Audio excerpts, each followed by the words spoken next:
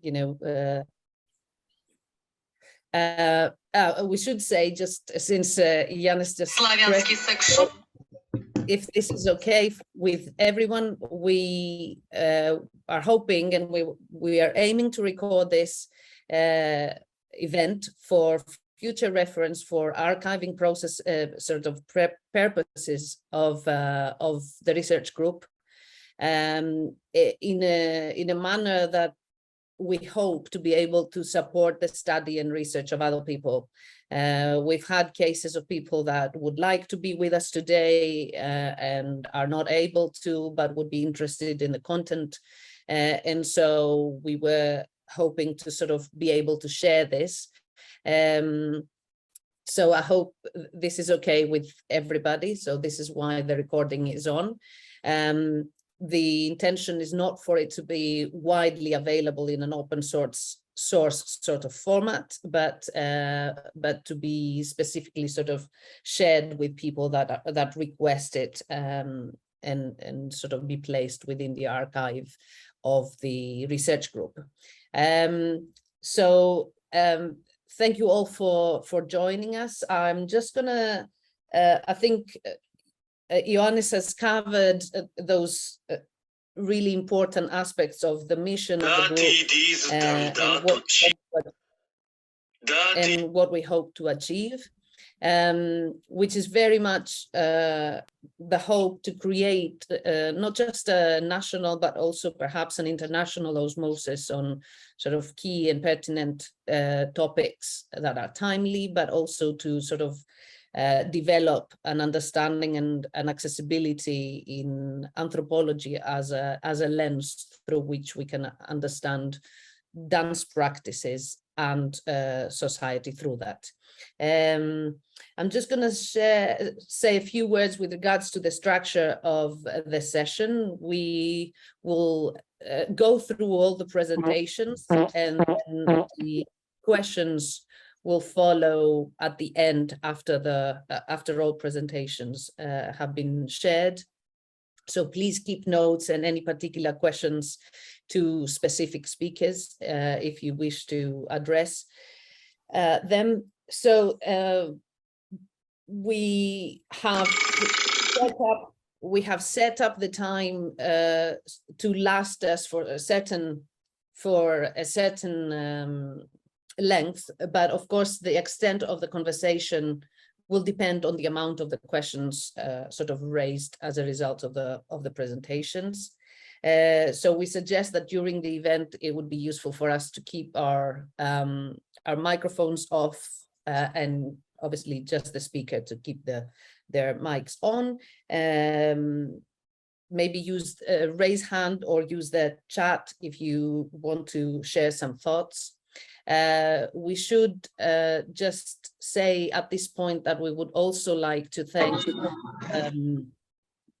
the Association for the Social Anthropologists in Greece, and the auspices of which we are operating as a research group, and for their support in organizing our event today and the series of events that will follow.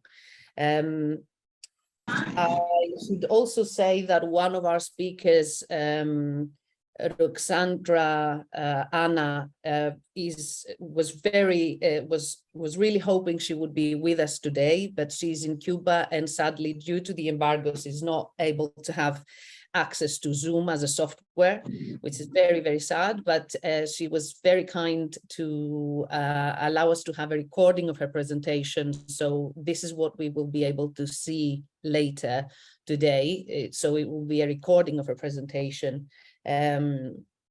So she really did go into great lengths in sort of making this a possibility. And I think without further ado, I think we can pass on the... if I may, just for a quick stop. Sure. We also need to thank, as a group, the Laboratory for Anthropological Research of the Department of Social Anthropology at Pantheon University, who has supported also this event.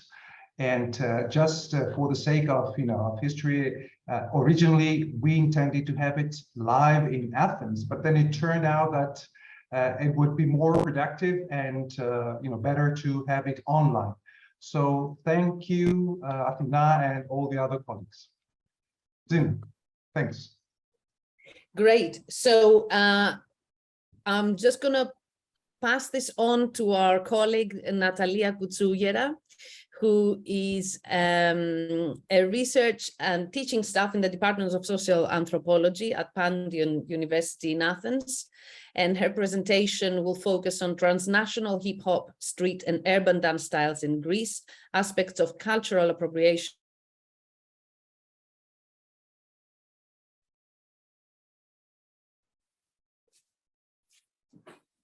We lost Gina. Yes.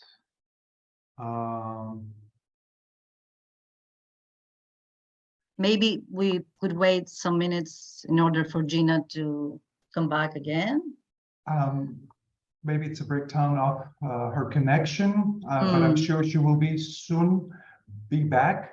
But let me just finish because I think it broke up right when she was reading the title, right? So the title of the first presentation is Yeah. Dina, yeah. are you here? Yes. So yes, go ahead.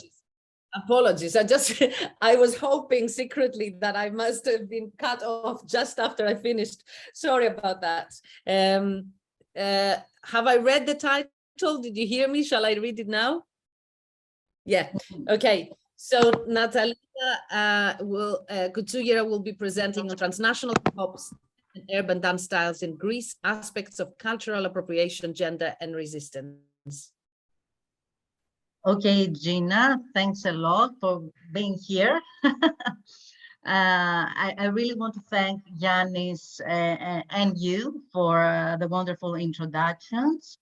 I also want to thank my department, the Department of Social Anthropology and the Laboratory of Anthropological Research for the co-organization with the Association of Social Anthropologists in Greece. I'm very happy to be here today among so many brilliant scholars to share and exchange our thoughts on the intriguing topic of the glocalization of dance and its constellations. Okay, I will share my screen and let me know that you see the PowerPoint.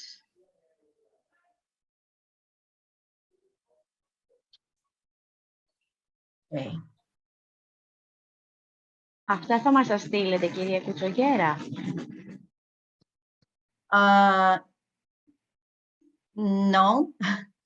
Okay, please tell me that you can see the PowerPoint. Yes, we can see it. Yes, please go ahead. Okay, perfect. My main exploration is going to be about gender in transnational hip hop, street, and urban dance styles in Greece. However, feel free to ask any questions about other issues that I'm gonna raise some issues here as well, but we can expand also beyond gender, as my main focus is going to be on that. Okay. So let me tell you first some things about our topic, which is urban dance styles in Greece. You can see some classifications also here that may help you to understand more about the concept of urban dance in correlation with street dances and hip hop dance styles. Hip hop and street dances are often found under the umbrella of urban dance styles and constitute translocal cultures and transnational scenes practiced by a wide range of youth nowadays and globally.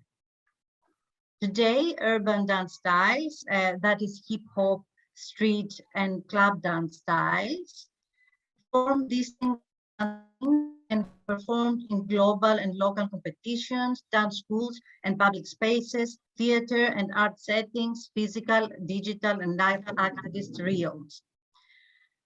This presentation is based on my long-term audiovisual ethnographic research and focuses on the development of urban dance scenes in Greece as a result of cultural appropriation and long-term youth engagement. Let me proceed with some historical issues relating. While breakdance was the first hip-hop dance introduced in Greece, performed in discotheques during the 80s, its main appropriation began during the mid-90s by groups of working-class youth, repatriated Greeks and immigrants in subordinated areas of Western Attica, for example, Menidi for our local audience, and Thessaloniki. Their first training placements were the streets, squares, and urban buildings with marbles. For example, the National Conservatory of Athens, which is still a placement for practice for street dancers. All the while, the massive reappropriation and resignification of hip-hop street and urban dance styles in Greece, just like in other European and non-European countries, was mediated and televised.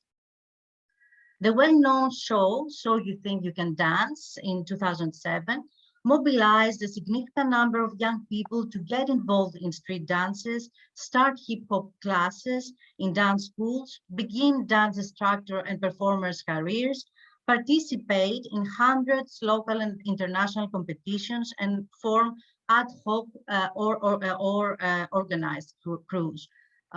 Crews are groups, are teams, actually, of street dance. What is significant is that migrant youth, especially coming from Albania and Bulgaria, as well as young people from interracial families, found refuge in these dance communities, especially breakdance and hip-hop communities. It was somewhere at this point, between 2009 and 2011, that many discourses on hip-hop authenticity started to emerge, especially as far as commercial street dances were concerned, embraced by young girls and genderqueer people. For example, in new style hip-hop, intimidated as hip-hop by some prominent breakers, hip-hop was supposed to be misrepresented and mistreated. Although this was not totally unjust, these discourses coincided with the advent of street, club, and ballroom dance styles, such as voguing, whacking, dancehall, Afro styles, and waving, co-opted by young cisgender women coming from the realm of hip-hop dances. Queer populations followed as well. In their first formative years, these styles were danced under hip-hop frameworks, such as hip-hop theater, hip-hop choreographies, or in all-style battles, part of hip-hop dance competitions. The previous atmosphere and the fact that these new dances created a new dance market, distinct for each style, which could steal students from hip-hop styles classes, triggered huge discussions about the authenticity of these styles over hip-hop culture. Very often, male breakers accused women of feminizing hip-hop dances or incorporating extraneous elements that did not belong to hip-hop. Let me continue with some issues of cultural appropriation. The basic ethical endeavor which relates to the cultural appropriation of those dances, both in Greece and abroad, is that those dances should not be appropriated and circulated in dance communities as commodities or fashion products, regardless of whether there is always an occasional audience that may use them in these terms. Of course, that does not apply only in Greece, but it's a global ethic. For all these reasons, dancers travel abroad to gain knowledge from seminars and competitions, meet pioneers, and invite them in Greece for dance seminars. It is a huge honor for dancers to get to know pioneers and become members of a well-known crew from abroad. For example, to be a member of house and ballroom or voguing dance culture. In these ways, both corporeal and imagined affinities are created, as breakdance scholar Mary Fogarty has outlined for breakdance communities through imagination.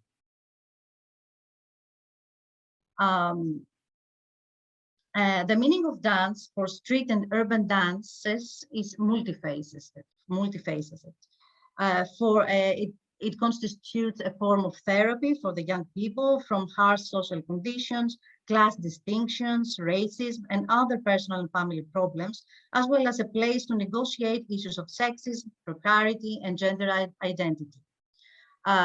Young people, it can also constitute a form of resistance, as young people resist to authoritarian rules and structures, conservative families, class distinctions and racism, and in many cases, state oppression. For example, we saw many congregations of dancers in squares during the lockdowns.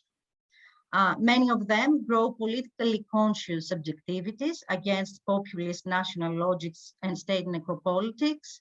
For example, in ballroom scene, we can observe that. These all constitute processes of disidentifications, disidentification, as they simultaneously and tactically work on, with, and against popular and commercial cultural forms, in the words of New Knowles. Now I'm getting into my main subject of my long-term research, which is gender performativity in those dance cultures. What happens with masculinity? Masculinity is experienced both by men and women, especially male breakers through cocky style. For those who don't know, it's a style that men touch their genitals while dancing. And various through this style and various dance antagonists. Women in male-dominated dance styles, such as breakdance and popping, may adopt, as they say, a masculine style, but that does not mean that they don't feel like women, as they've told me. However, female breakers and poppers may use masculinity in their first steps while they reframe their movements and dance towards femininity through musicality, mildness, and delicacy as years go by. As far as femininity is concerned, femininity as a cultural construct plays a huge role in hip-hop and street dance scenes, either as a stigmatized element, for example, in hip-hop dances, or as a great axiom, for example, voguing or wagging, which needs to be worked and cultivated. Some strands which correlate with the femininity axiom are musicality, circular movement of the pelvis, grace, delicacy, and refined sexual expression. We could see it can be subsumed in the phrase and the quality of soft and cunt in voguing, for example. Femininity is not experienced, however, in the same ways by street female practitioners, while its meanings differentiate amongst different women. In frameworks of female resistance, in male-dominated frameworks, for example, in breakdance, femininity may also be experienced as a therapy against patriarchal oppression. However, even in styles highly represented as feminine, such as wagging, femininity may not be approached in essentialized ways, but as a deconstruction of the feminine representation. For example, one of my interlocutors in wagging says that she does not feel feminine when she dances, but the feeling she gets is that she is out of control, which has no gender marker or identifier.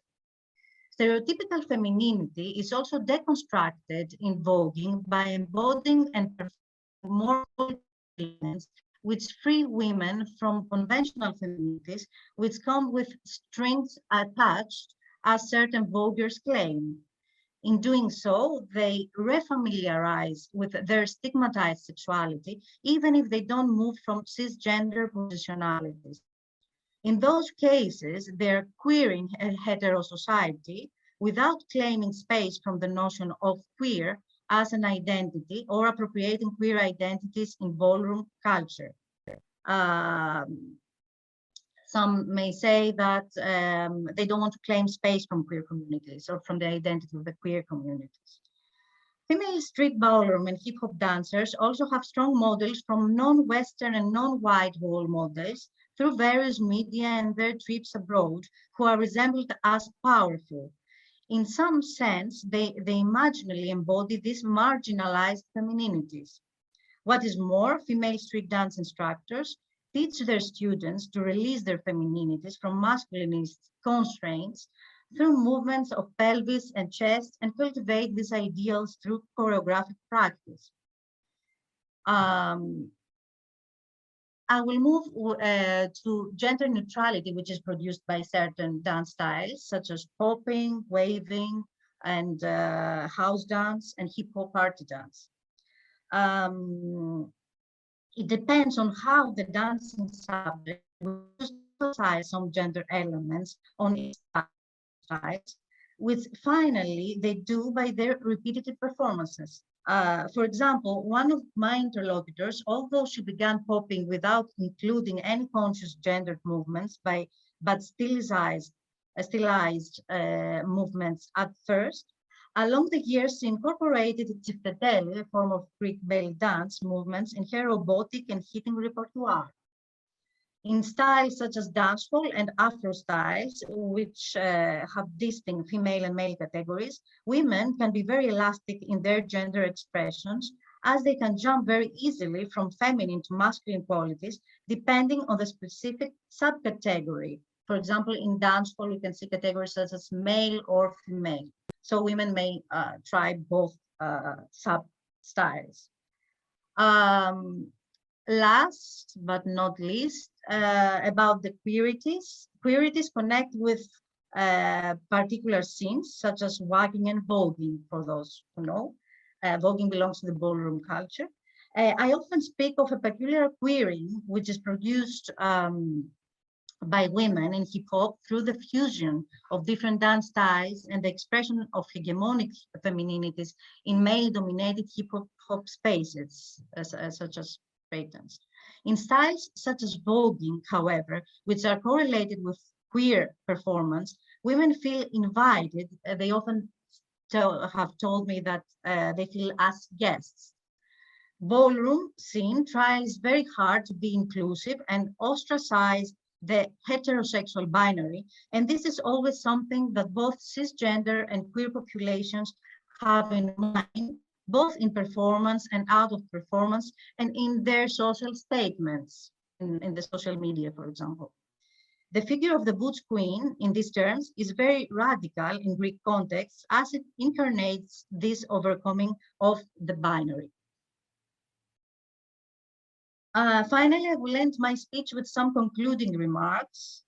Men, women, and queer subjects who participate in these dances through reiterated dance acts and performances within certain frameworks of intelligibility and given dance canons of its style, through a repetitive performativity in Judith Butler's hermeneutics, they experiment with the limits of their dancing bodies and the gender borderlines of hip-hop culture and its style-specific culture. In this sense, a terrain of exclusions and inclusions is created in between the kinesiological structure of the dance and the personal style of the performer. Especially in hip-hop dances, male break dancers, the breakers, are those who hold the reins of authenticity, and women have to prove they are competent enough to belong in hip-hop. For example, many girls in the male-dominated breakdance in Greece have to accommodate in men's imperatives and adopt timid stances during their dance performance and behavior. In most cases, where girls raise anti-sexist voices against mansplaining, or they try to feminize breakdance with more delicate moves, they are excluded. Those girls are rendered dangerous or crazy, spoiling the good energy of hip-hop, for example, which is something very ordinary in wider Greek contexts. Street and hip-hop styles, as many women claim in Greece, are too masculine, and they leave small space for their expression in feminine ways and being themselves.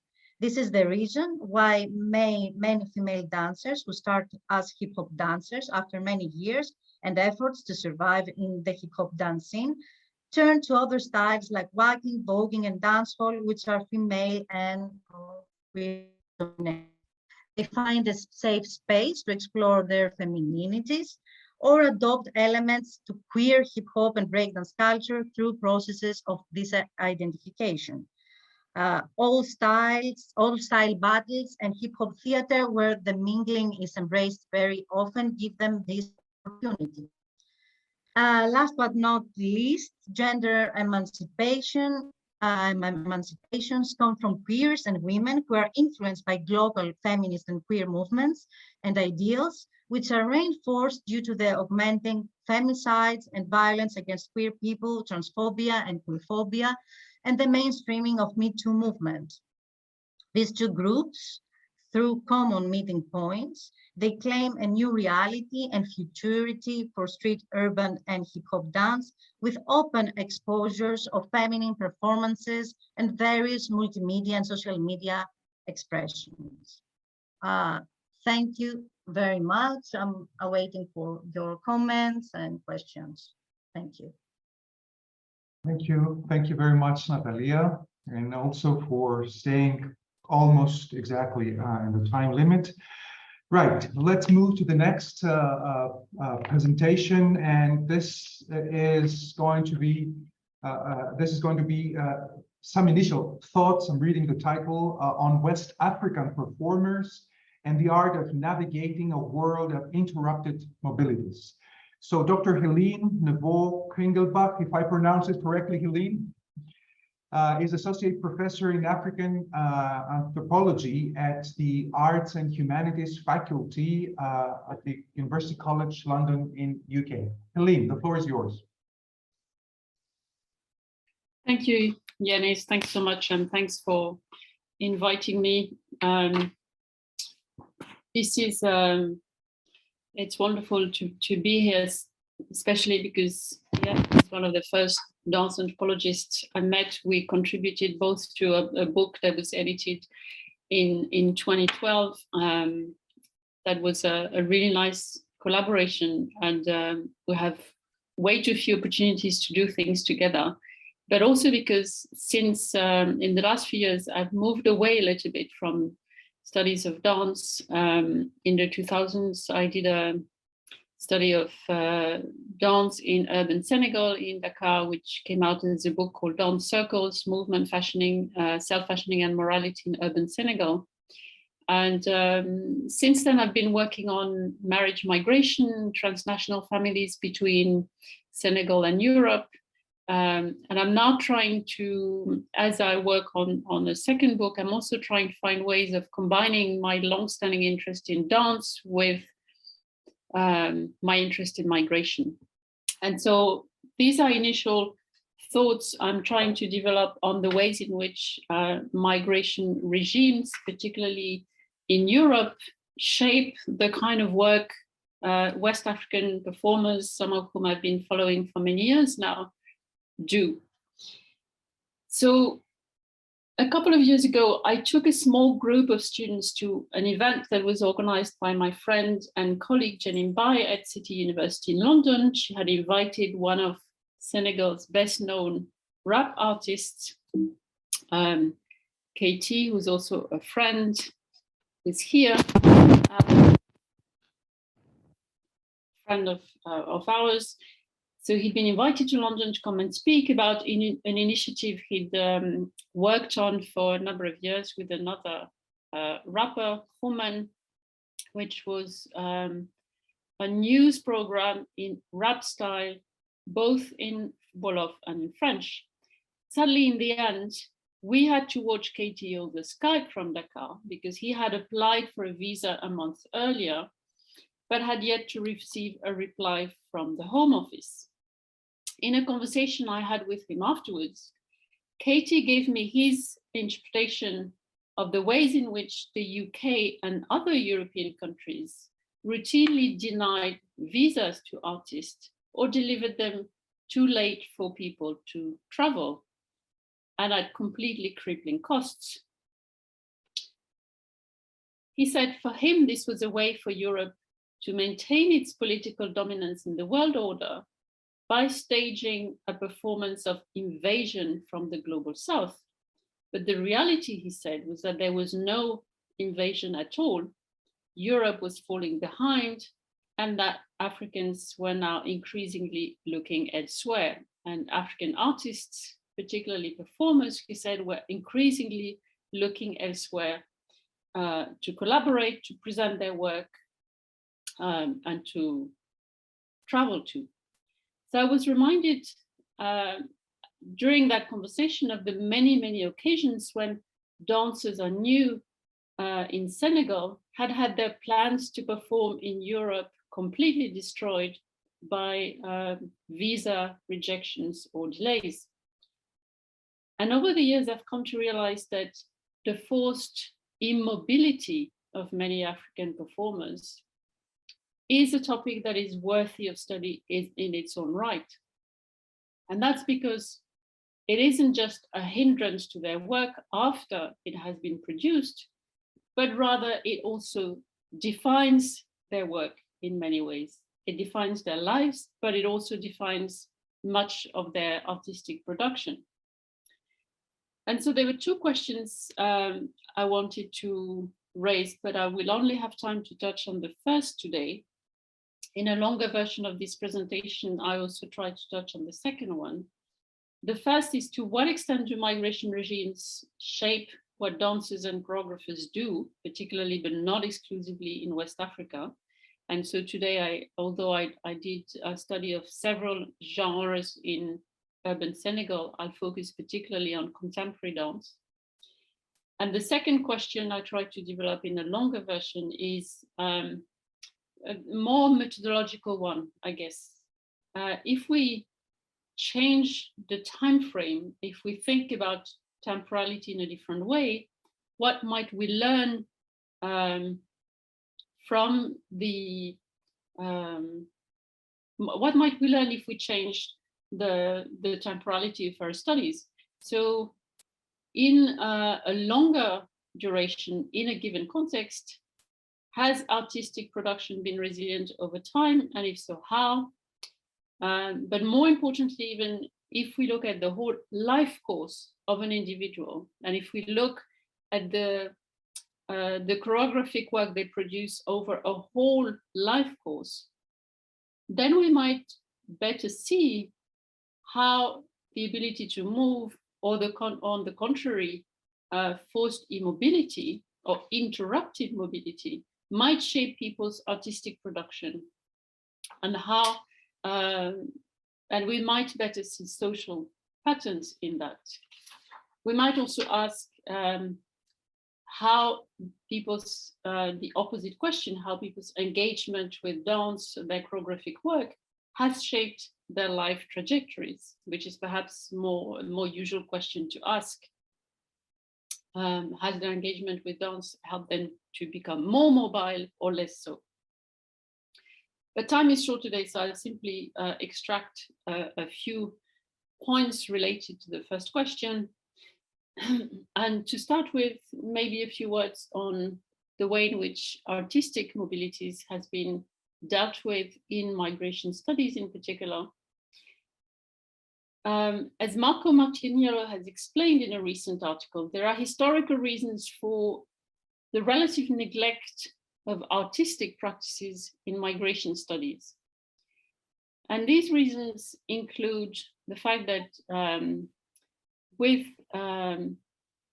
labor migration after World War II, the focus has been on labor migration, migrant workers to Europe, and where migrants' cultural activities and their participation in artistic activities and culture were almost totally ignored. So as Martiniello says, in this context, the idea that migrants could have artistic tastes, or that they could be artists in addition to being manual workers, was not taken seriously. And so it's taken a long time before the study of artistic production made its way into migration studies, and the focus of a lot of those more recent studies has been first on how the circulation of music and musicians and dance might represent the embodiment of migration. So the idea that the circulation of dance styles, for example, hip hop, might in itself represent globalization embodied.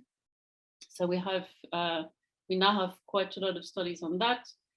There's been studies on the trajectories of individual dancers and performers and how migration affects their production. And finally, there has been studies on the link between migration and social mobility. But in most studies, social mobility is conceived of in economic terms, and perhaps not enough is done to try to understand how people themselves, how artists themselves might conceptualize success more in terms of creative abilities and what they've achieved in their choreographic production or in music. So I'd say that attention to artistic practices helps us to think about different ways of conceptualizing the link between social and spatial mobility. When migrant artists are forced to abandon their practice to earn a living, they may earn more than they would as artists, but do they necessarily see this as achieving a better life? So in these three themes, which are now well established in the literature on migration and the arts, what has been said less about is how migration regimes specifically shape what performers do, both on stage and off stage, and over longer periods of time. That perspective brings to the fore the question of what people do before they migrate and during periods of immobility after a first journey. And the question has become even more prominent now in the COVID period, where, of course, for quite a long time, many artists found it completely impossible to move, and not only in Africa. So taking a perspective, a holistic perspective on migration and the arts, integrating people's work over a whole life course, I think might help us to better understand the relationship between mobility, immobility, and artistic production. So I'll now give you a few examples of some of the ways in which I've observed migration regime shaping the kind of work artists from West Africa do, from Senegal in particular, but not exclusively. And I'd say the first consequence of these migration regimes, which, as you all know, are increasingly restrictive on the European side. The first consequence is that the difficulty of traveling in big groups has contributed to the rise in solo and duo work. In West Africa, this is, in fact, I think one of the factors that explains why contemporary dance has become so attractive to many performers who used to practice other more collective dance forms in the past. Now they're more and more likely to be engaging with contemporary dance and to be doing solo work. Of course, it's not just a concern with visas. There's also an aspiration on the part of many West African performers to engage with global circuits as innovators, creators in their own rights. And very often neo-traditional performance does not offer the opportunity to do that. But the migration regimes have played a role.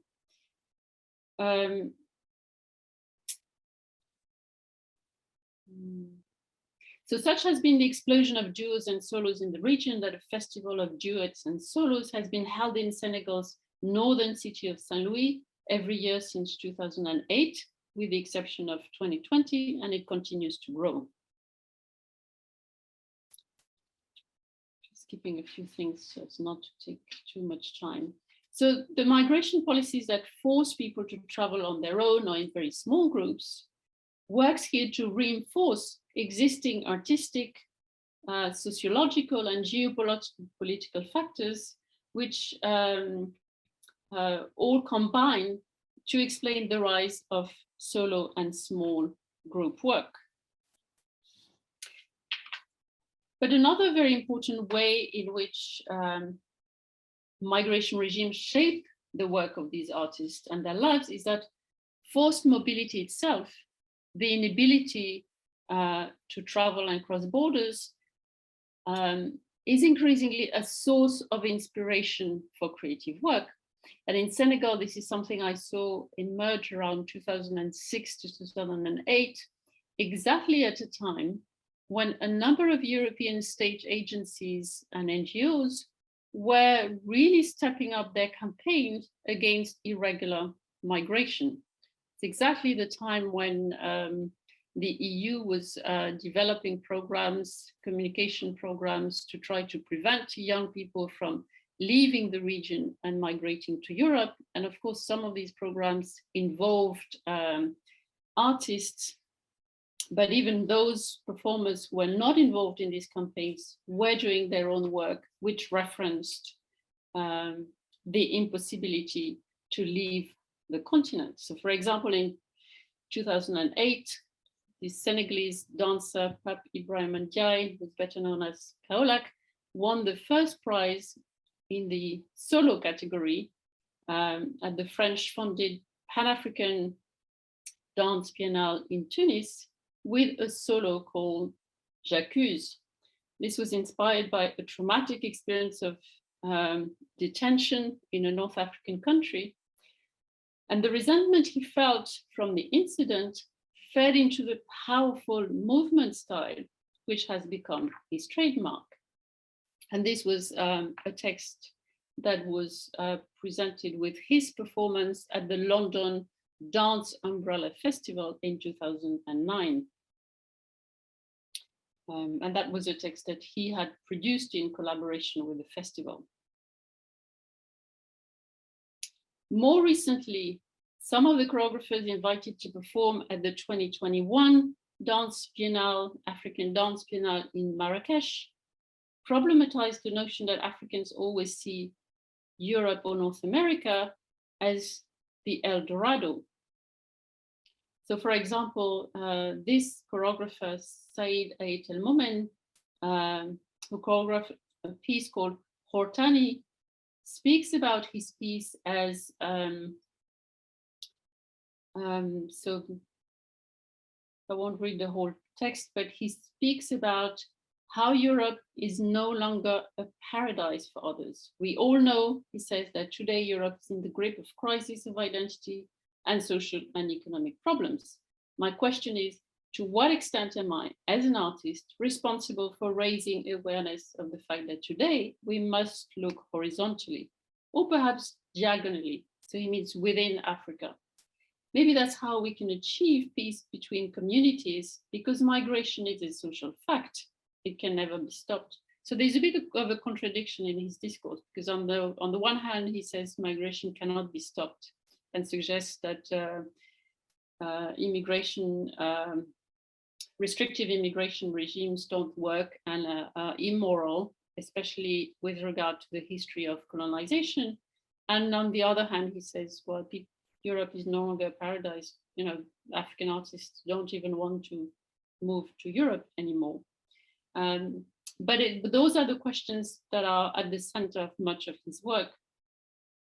And so the experience of interrupted mobility they all have experienced shapes the content of their artistic work, and it shapes their sense of their place in the world as artists.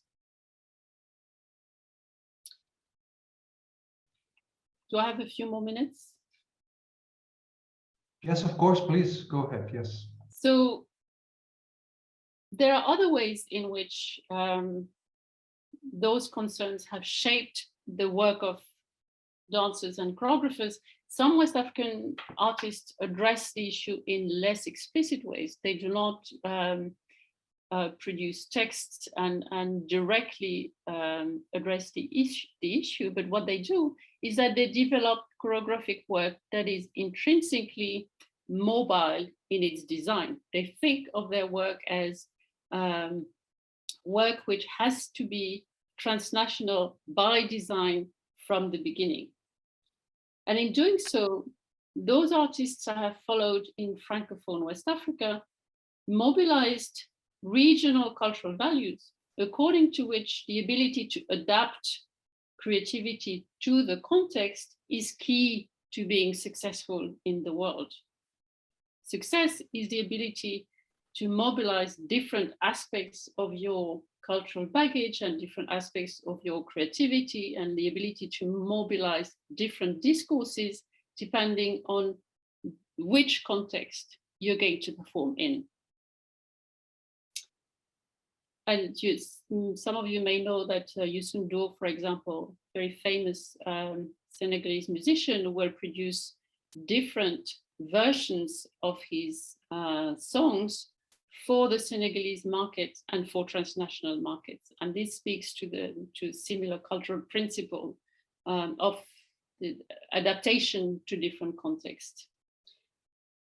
Similarly, with choreographers, I witnessed several examples of this in Senegal. For example, around 2011, one company, dance company I've known since 2002, La Cinquième Dimension, created a piece for two dancers, a female singer and a small group of musicians.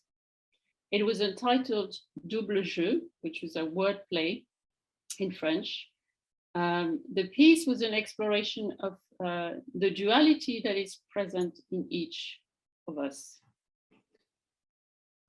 What was specific about the piece, and which was different from previous creations, was that the choreographer, Jean Tamba, conceptualized the piece as mobile work.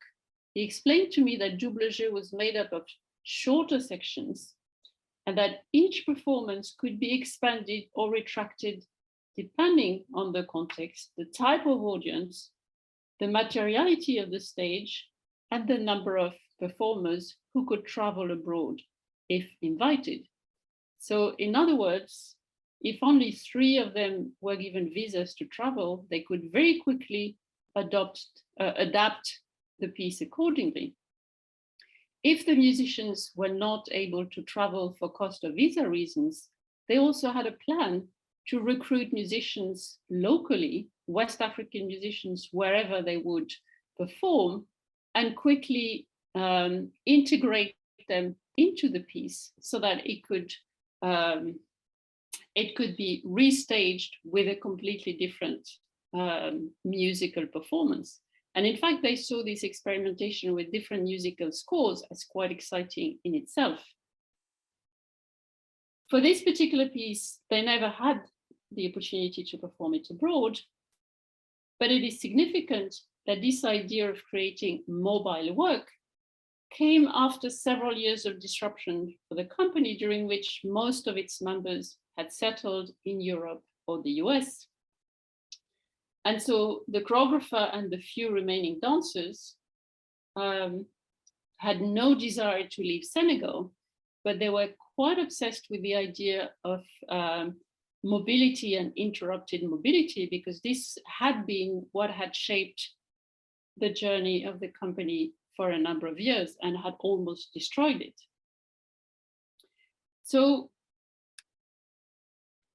restrictive immigration regimes feed into creative work in multiple ways, not only by way of critical commentary on Africa's place in the world, but also through the ways in which dancers and musicians make work that is purposefully designed to facilitate their mobility. And of course, obviously the use of digital media is increasingly one of the ways in which people try to deal with immobility, not in a way that digital pieces would replace touring life, but as a way of setting the scene, creating interest in the work that is being made, so as to create opportunities to tour live later on. And that was the case with this piece, The Rite of Spring, that was, it was a restaging of Pina Bausch's Rite of Spring at the Choreographic Center in Senegal. And it was, the world tour was, had to be canceled because of COVID. The borders were closed just a few days before the whole company, which was Pan-African, was due to tour. And so what they did was that they did a recording of the piece on the beach in Senegal, which was broadcast globally, but by Sadler's Wells, one of their sponsors, and they only did the physical tour 2 years later. So I saw the piece in London at the beginning of the summer, and it was obvious that part of the success of the live tour had been paved by the success of the film itself and the way in which Sadler's Wells had used digital media to raise the profile of this restaging and create an interest in the live tour. And of course, there are, at an African level, increasing choreographic collaborations which happen regionally within Africa, choreographers making connections with other choreographers across the continent and trying to bypass what used to be seen as the necessity to go to Europe or North America in order to achieve a transnational career. Increasingly, the idea is, well, since we can't really travel, actually we'll make something positive out of this situation and make work together across African borders that will be even stronger than collaborations, which many see essentially as a legacy of colonialism. So these were just examples from some of the ways in which migration regimes shape and are shaped by the work of these West African performers. There's no time to deal with the question of temporality here, but we can possibly pick it up in questions later on. And yeah, I will stop there. Very, very interesting indeed. Thank you very much, Helene. I just remembered I actually have alongside me, right next to me, your book actually. Oh my goodness, I can't believe it. Very, very interestingly, I couldn't remember where this is from, but I actually even have your signature on it, apparently. I really didn't remember. So as you were speaking, I thought, I know this work. And so there you go. I never thought anybody would read so it. Thank you for all this contribution. Wonderful. We're just gonna shift forwards. I'm just trying to find my my program, which I had just there, just a second ago. So here we are. Okay, so our next, our next presentation is by Dr. Ruxandra Anna.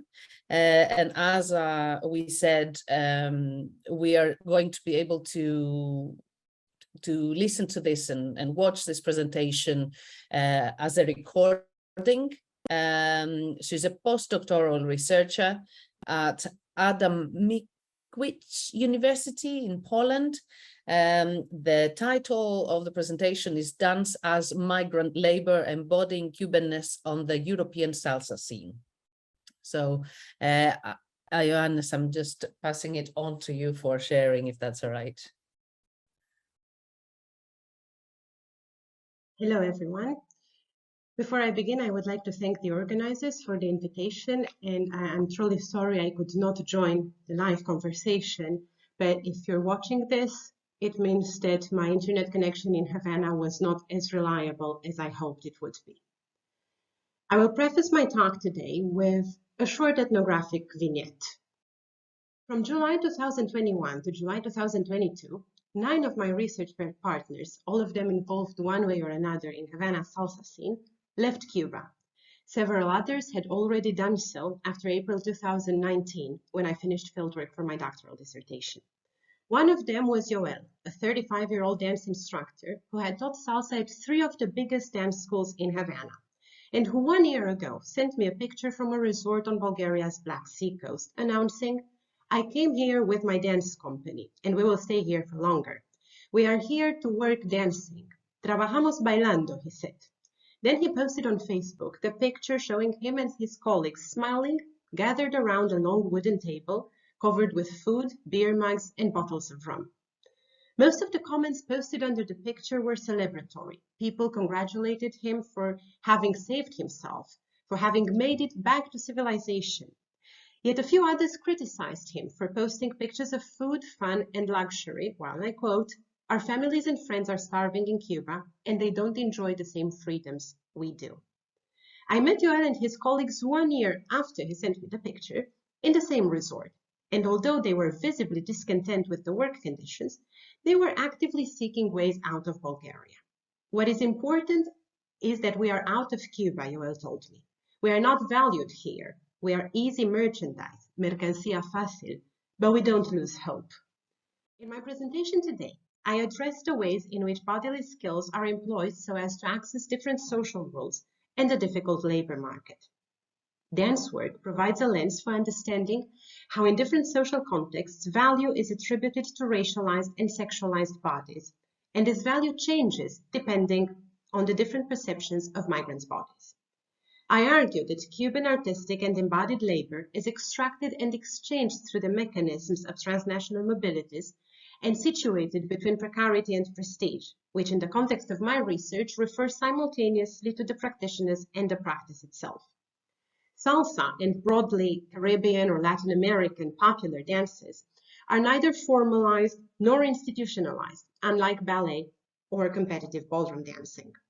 This lack of public recognition as art forms translates to lack of financial support from powerful institutions and subjects dancers' careers exclusively to market logic. Dancers' self-identification as artists, hence qualitatively different from mere entertainers, indicates a hierarchy of performance practices in which the so-called ethnic dances of Black bodies are inscribed at the very bottom. Their flexible bodily practices, a term I borrow from dance scholar Anusha Kedar, reveal the creative ways in which Cuban dancers negotiate neoliberal multicultural dance markets, which expose them to periods of irregular and precarious work, and lifestyles that push them on the edge financially and emotionally, despite celebratory narratives of artist mobilities. In Europe, the dynamics associated with dance consumerism and the demand for otherness embodied in the so-called ethnic dances go back to the mid-1990s. The period was marked by the emergence of dance festivals and congresses usually promoted under the umbrella term of salsa or Latin dancing, following a trend established during the previous decade, mainly in the US.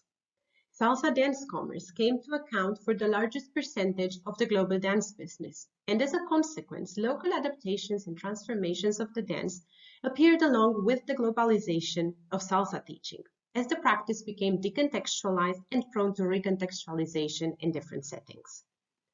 So what does this mean for Cuba, and how do movement practices emerge as strategies for spatial and social mobility?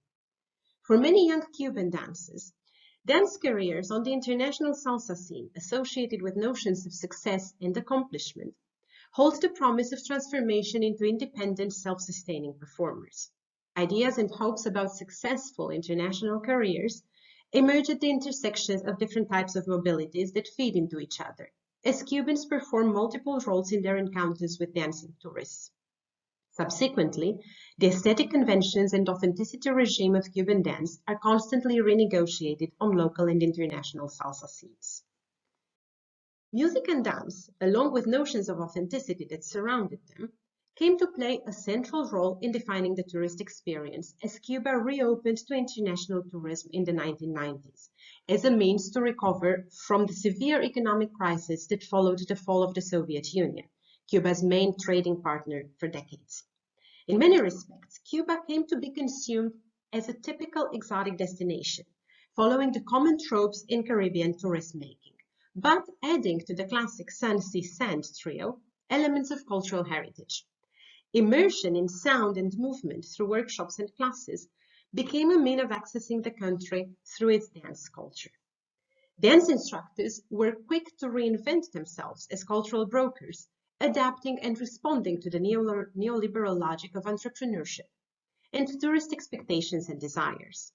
This translated to many dances not being tied to one dance genre or one practice in particular, but instead displayed various levels of proficiency in many genres. Their movement vocabulary was characterized by fluency and versatility in multiple techniques, making for work that could adhere to different standards and demands. Dance teaching, aimed at foreign tourists, offers young Cubans the chance of entering tourism economies, since other potential jobs in the private sector require investments that many of them cannot afford.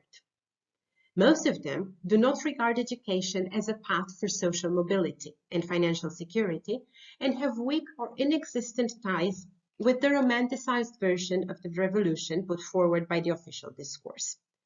Since many young Cubans aspire to travel, work, and live abroad, if only for a limited period of time, dance careers offer an alternative to an otherwise difficult to access labor market.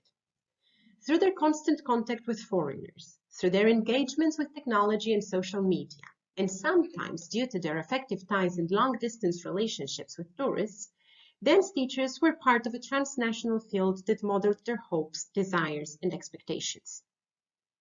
Framed by what Joanna Mennett calls entangled mobilities, dance careers abroad develop as a result of the interdependency of various forms of mobility, from the normalized mobility of international Western tourists to the mobility of non-European dancers, hindered by visa applications and bureaucratic procedures. Their transnational mobilities are in most cases configured by the same processes that subject individuals and intimate relations to market logic through advertising, fetishization, and commercialization. Inside Cuba, this is reflected in the economically motivated migration of dancers from Santiago de Cuba to Havana and their work in private dance schools, usually considered an intermediary step in their careers, feeding into their aspirations to become performers or teachers on the international stage. The harsh economic situation of the 1990s had a particularly strong impact in the eastern provinces, where the population is predominantly Black and mixed race and where employment opportunities were limited. But as cultural tourism developed and became one of the main sources of foreign capital, racial and cultural tropes attached to places contributed to processes of local identity formation and claims at authenticity. Contesting Havana's centrality, Santiago de Cuba emerged on the international salsa scene as the last bastion of traditional or authentic Cuban-style salsa and the birthplace of Cuban son, a music and dance complex that originated in the late 19th century and is considered the precursor of today's salsa. The rising popularity of this genre, as well as notions of authenticity tied to performances of Santiago dances, turned out to be a means for Santiagueros to maximize their mobility potential. Their symbolic capital facilitated employment in Havana's private dance schools, as owners actively looked for dancers from Santiago who were willing to relocate to Havana. The reasons behind this choice were twofold. On the one hand, the prestige of Santiago and the appearance of authenticity responded to certain expectations that were beginning to function among dancing tourists. On the other hand, in a city that was providing more and more economic opportunities and temptations, where dancers' identities were fashioned around their desire for consumer goods, international travels, and lifestyles that emulated tourist lifestyles, newcomers from the provinces were expected to settle for less, at least for a while. Replicating the structural inequalities that shaped the global dance scene, private dance schools contributed directly to the emergence of new professional circuits inside Cuba, and as I discuss later on, outside Cuba too. Dancers found themselves in a precarious condition, holding several jobs like dancing in state-owned companies, teaching tourists, hustling, and trying to establish themselves on an increasingly competitive market. To do so, they learned the different systems of teaching tourists, new methodologies, and became familiar with the expectations created around dance teaching.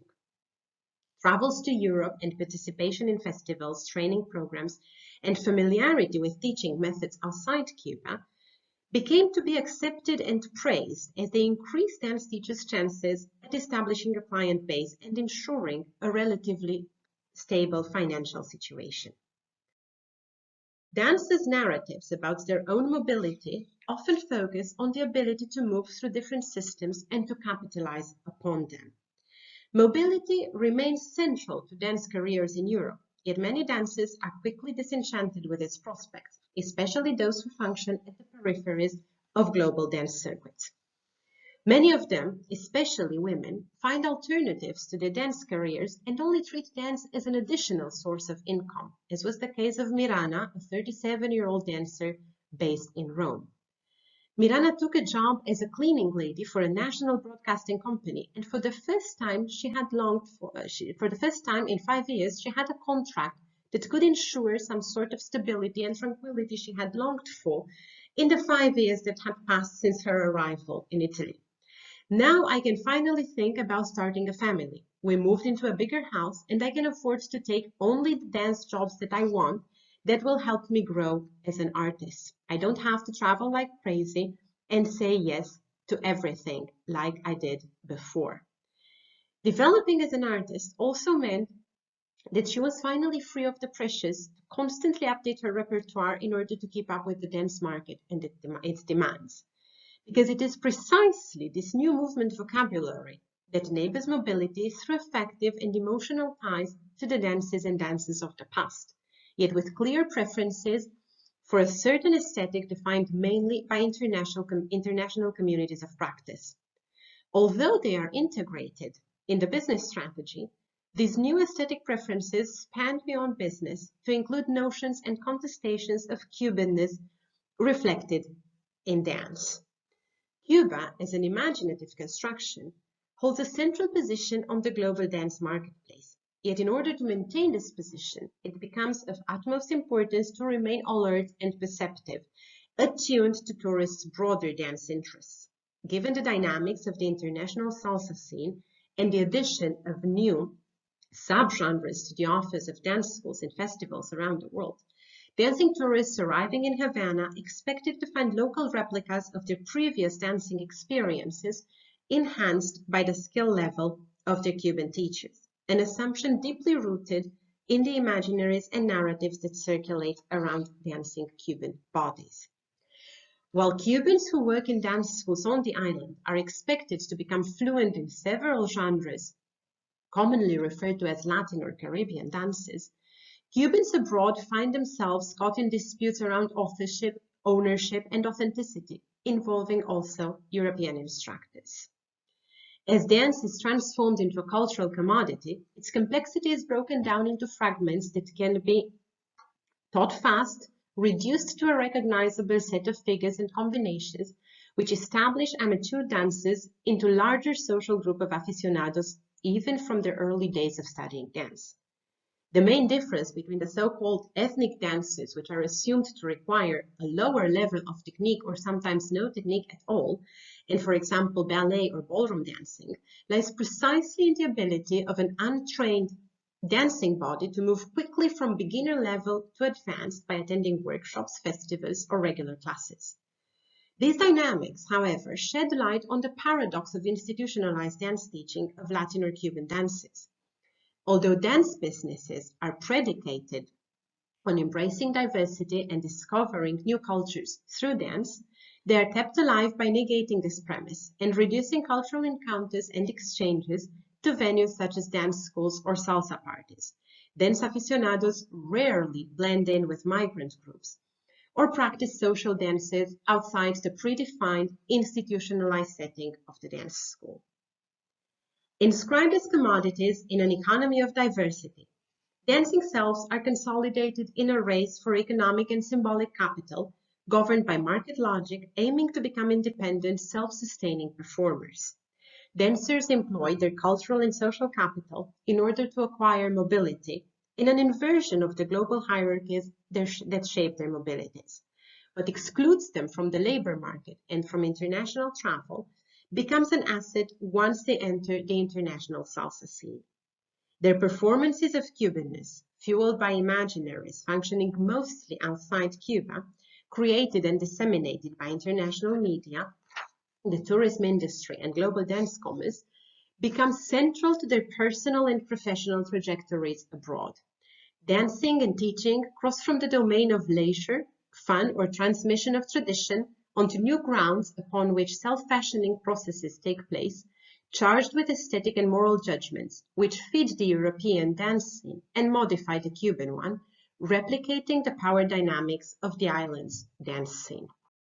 Thank you everyone for your attention, and I hope to have the chance for a conversation in a not so distant future. Thank you again.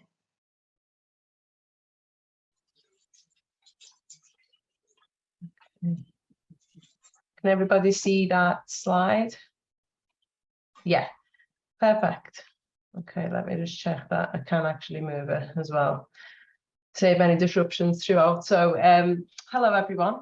I'm going to be talking today about my own practice and how I negotiate power through creative practice with stigmatized objects. So I'm going to firstly give you an introduction to my practice. I'll show you a couple of video clips, so I'm not just talking at you the entire time. I'll let my work speak for itself. I'll touch upon debates that surround pole dance.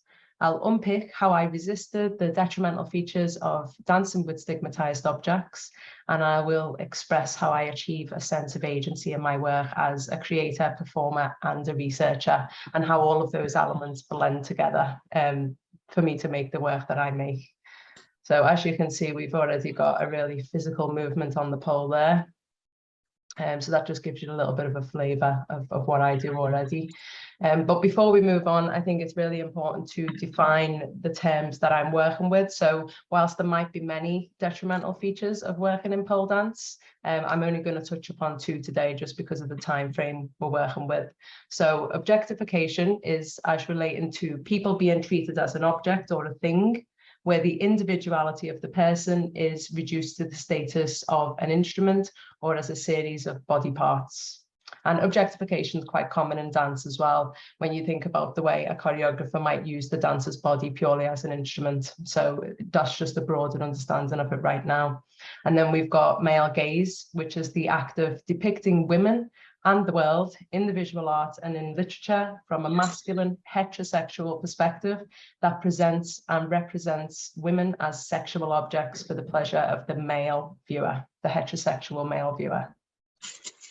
So my performance is mainly with the vertical pole. I have worked with 10-inch heels as well, which I'll talk a little bit more about in a little bit. So that's just to introduce those objects to you.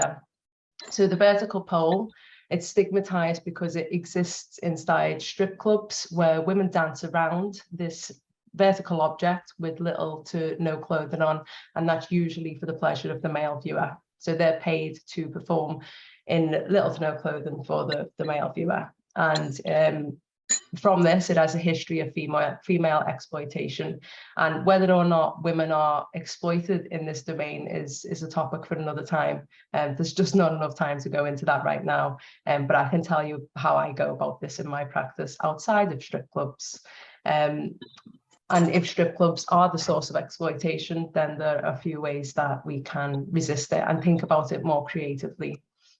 And then high heels also exist inside strip clubs. So if you look at the picture on the left, you'll see that that lovely long length of the heel, it's also a phallic object. And when I was making the work, the 10-inch heels, I was thinking about, well, I was reading at the time fetishism, an essay on fetishism by Sigmund Freud, and I was really interested in how he was stating that, you know, women wear high heels or they engage with femininity to make up for their lack of penis. And that was really a creative way for me to think in the studio about the ways in which I manipulated the object.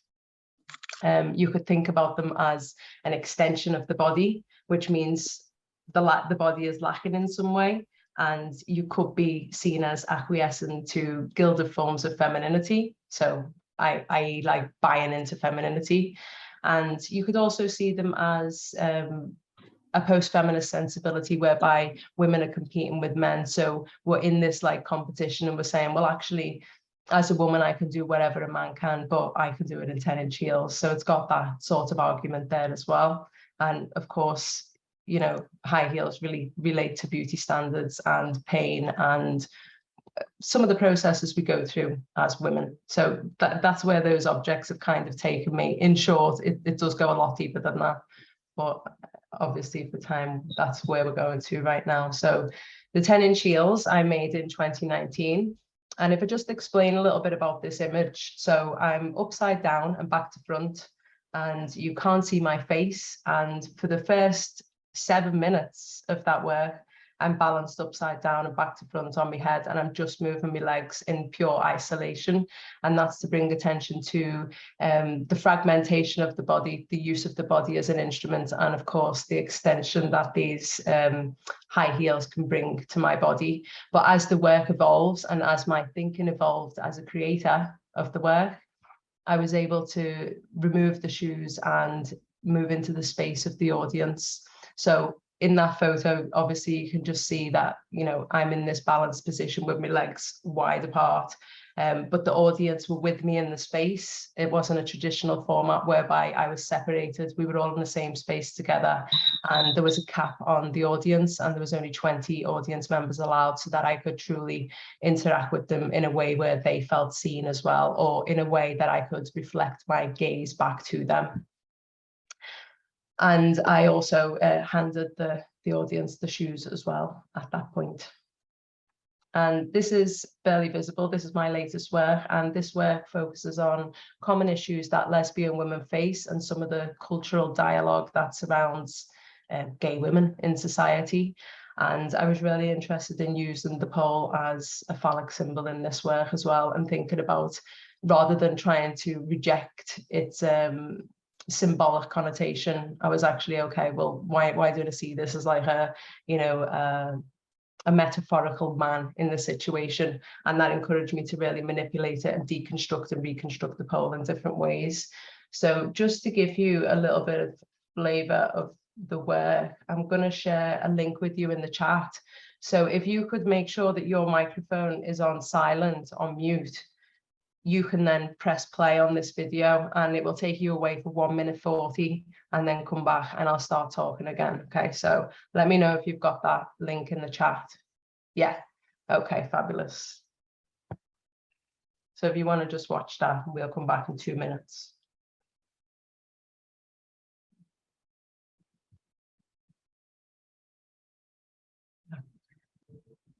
Okay, so I think everyone hopefully was able to see that video clip then, and just the ways, it's just a little example on the ways in which I manipulate the object in the work. So I'm just gonna, are you still able to see that, Gina? I'm just checking.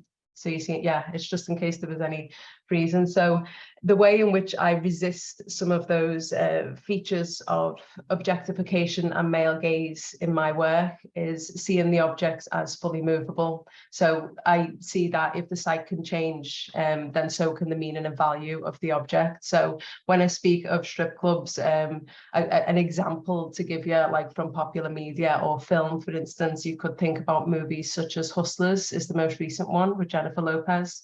You've got striptease and showgirls. So you can see the way the vertical pole is used in those domains, and that there's a sexual aesthetic when the women move with this object.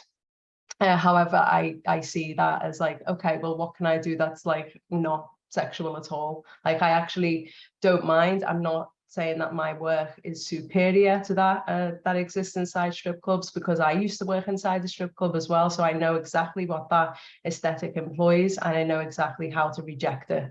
And that's what I do in my practice today. And I think that's a really interesting way to go against something, is to experience it in one way and then to go the completely opposite way. In some of these images on this slide, you can see that I've deconstructed the pole. So usually it's 3 meters in length when it's in its full state, but I've split it apart, and I actually like kind of use that as a tool to talk with the audience as well. And again, it's used right across the space. I think it's really important to know and understand the cultural biography of the object, and you can do that as an artist through an artist audit, or in academic terms, we just call that a literature review. So you just know as much information as possible about the object, and in a way that gives you the agency to uncover new knowledge about it in the way that you approach it from a subjective perspective as an artist. Well, that's been the case for me anyway, as an artist. I'm also, you will have seen in that clip in Barely Visible as well, I talk a lot about my lesbian sexuality, and if male gaze is all about, you know, adhering to that aesthetic that would be presented to men or heterosexual men, then I completely reject that in my practice. And I think it's important to reiterate that the ways in which I think about my work is through this subjective approach. So the ways in which I've been able to take that subjective approach is through blending methodologies. So I've predominantly worked with autoethnography and practice-based, practice-led research. So autoethnography is an emerging qualitative research method that's allowed me to really draw from my own personal experience and how I work with the pole. Not only when I worked as a stripper when I was like 18, but now as a 33-year-old woman, I'm working with it as a performance artist in really sophisticated ways and in many different spaces. And I'm having conversations with a lot of different people. So I was able to draw from journals. And from those journals, I then translate that into a practice-based outcome. So that's why I say that my work's practice-based and practice-led, is because there is an outcome, but there's also really a large focus on the process as well. Like, the process is never forgotten, and the process doesn't just exist because I want to reach an outcome. The process exists because it helps me unpack some of my own ideas around power, but also it gives me creative agency to teach to other people and how they could approach the object as well, and how they can resist some detrimental features that come with the practice. So I'm always really clear on how I can back up my choices throughout my own processes, and that's the epistemological value of a research project, especially in artistic practice anyway. So just to conclude, that I try to stay on time as much as possible. Creativity and examination of myself and my processes and my output and my performance has allowed me to resist features of objectification and male gaze, and to reposition and reevaluate the meaning of the stigmatized objects that I've worked with in my practice. So as you can see, there's, you know, some high heels there, there's a pole, these have got massive amounts of cultural baggage, and I'm just unpicking that a little bit at a time. And there's some references there. There's if you've got any questions, please write them down now, and then we can maybe get to them when it's time for the Q&A. And also, if anyone's in the UK next year, got to plug my show.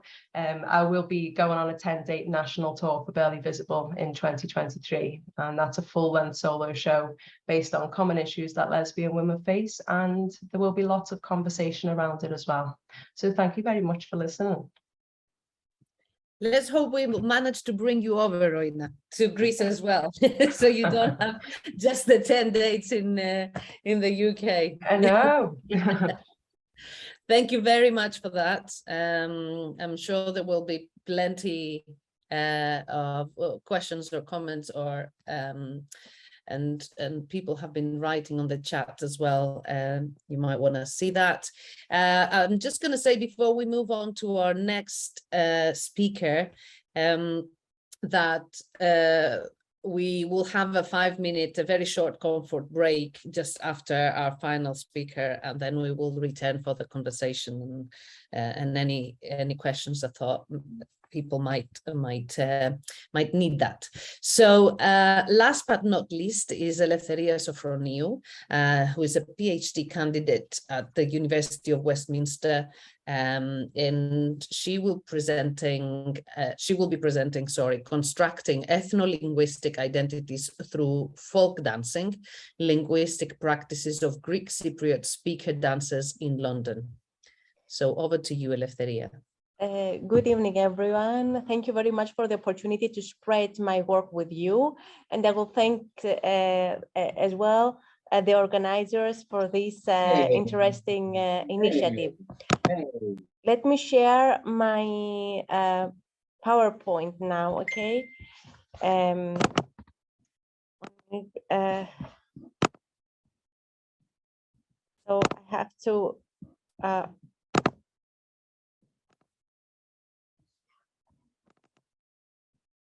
here, and I have to press the slide. I think this.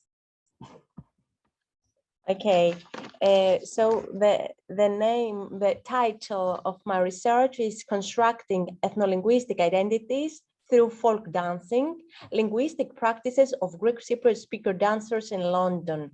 My doctoral research explores folk dancing as a form to construct people's cultural, ethnic, and national identities, and how, and I investigate how it may contribute to the continuous use of heritage language.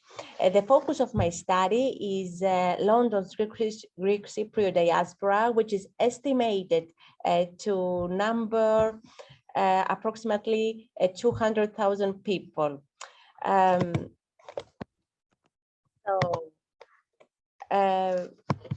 My research investigates whether folk dancing can be found to compensate for the gradual loss of heritage languages, creating a terrain for the revival, production, and reproduction of heritage language. Through my ethnographic research, I am investigating the intersection of two important pillars of culture, folk dancing and heritage language, and how they coexist, interact in the same setting, such as dancing classes and performances. And let us see my research question. How does folk dancing contribute to the construction of ethnolinguistic identities among London's Greek Cypriot diaspora? What role does language, and especially the gradual loss of Greek among younger generation, play in this process?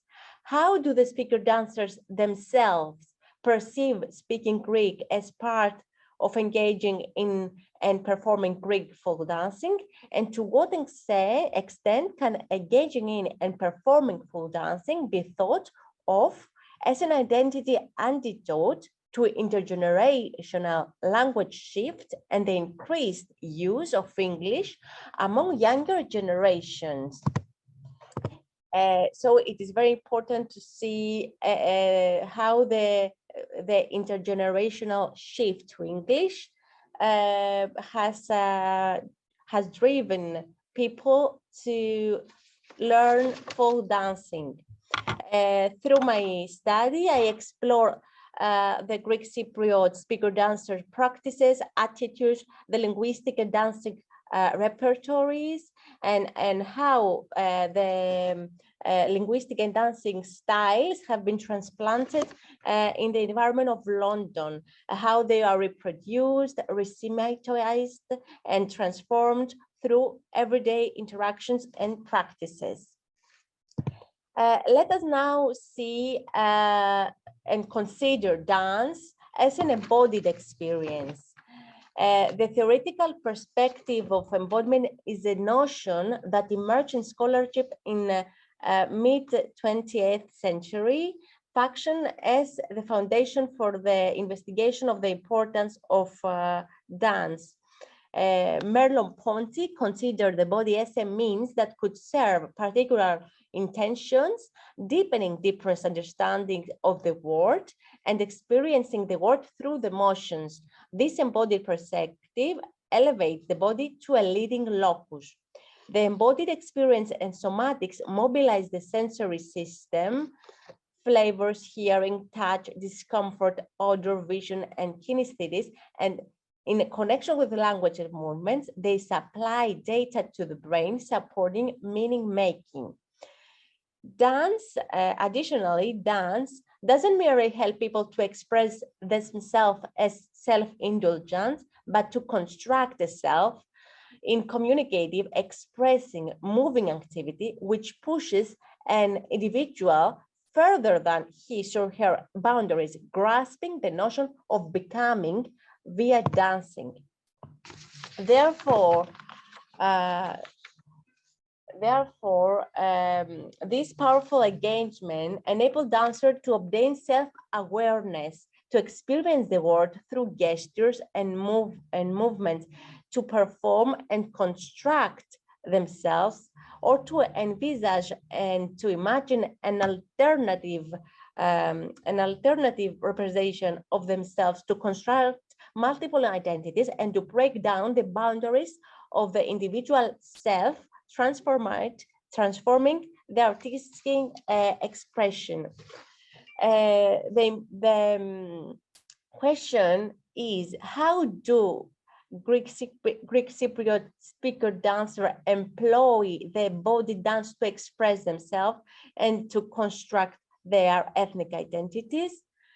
My research attempts to answer the question and expand our knowledge of this perspective, the perspective of the embodied dance, and how Greek Cypriot speaker dancer embody the Greek culture, values, and history through traditional dances.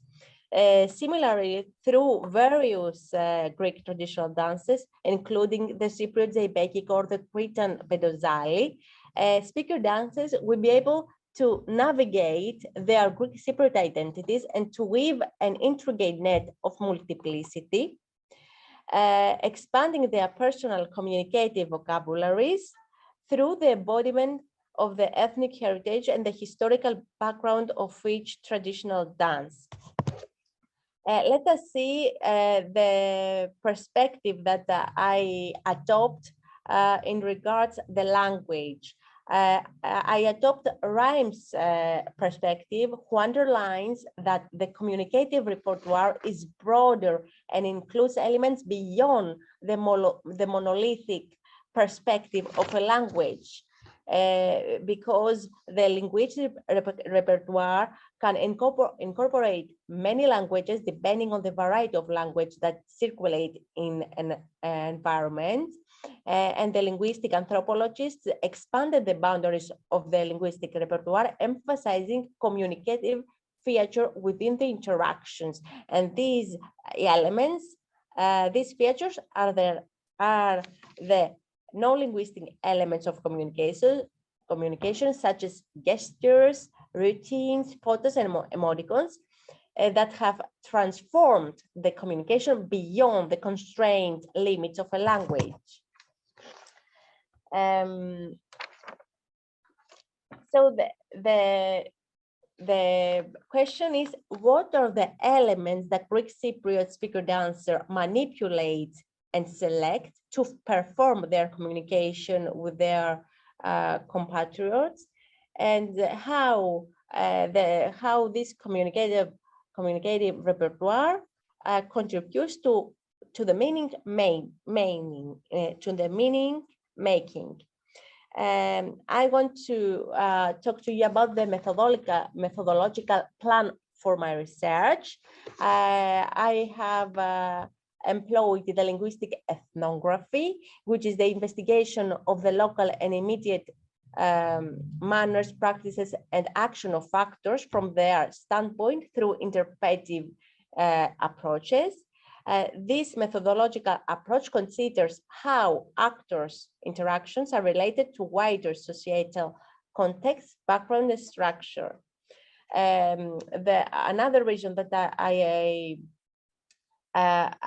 employed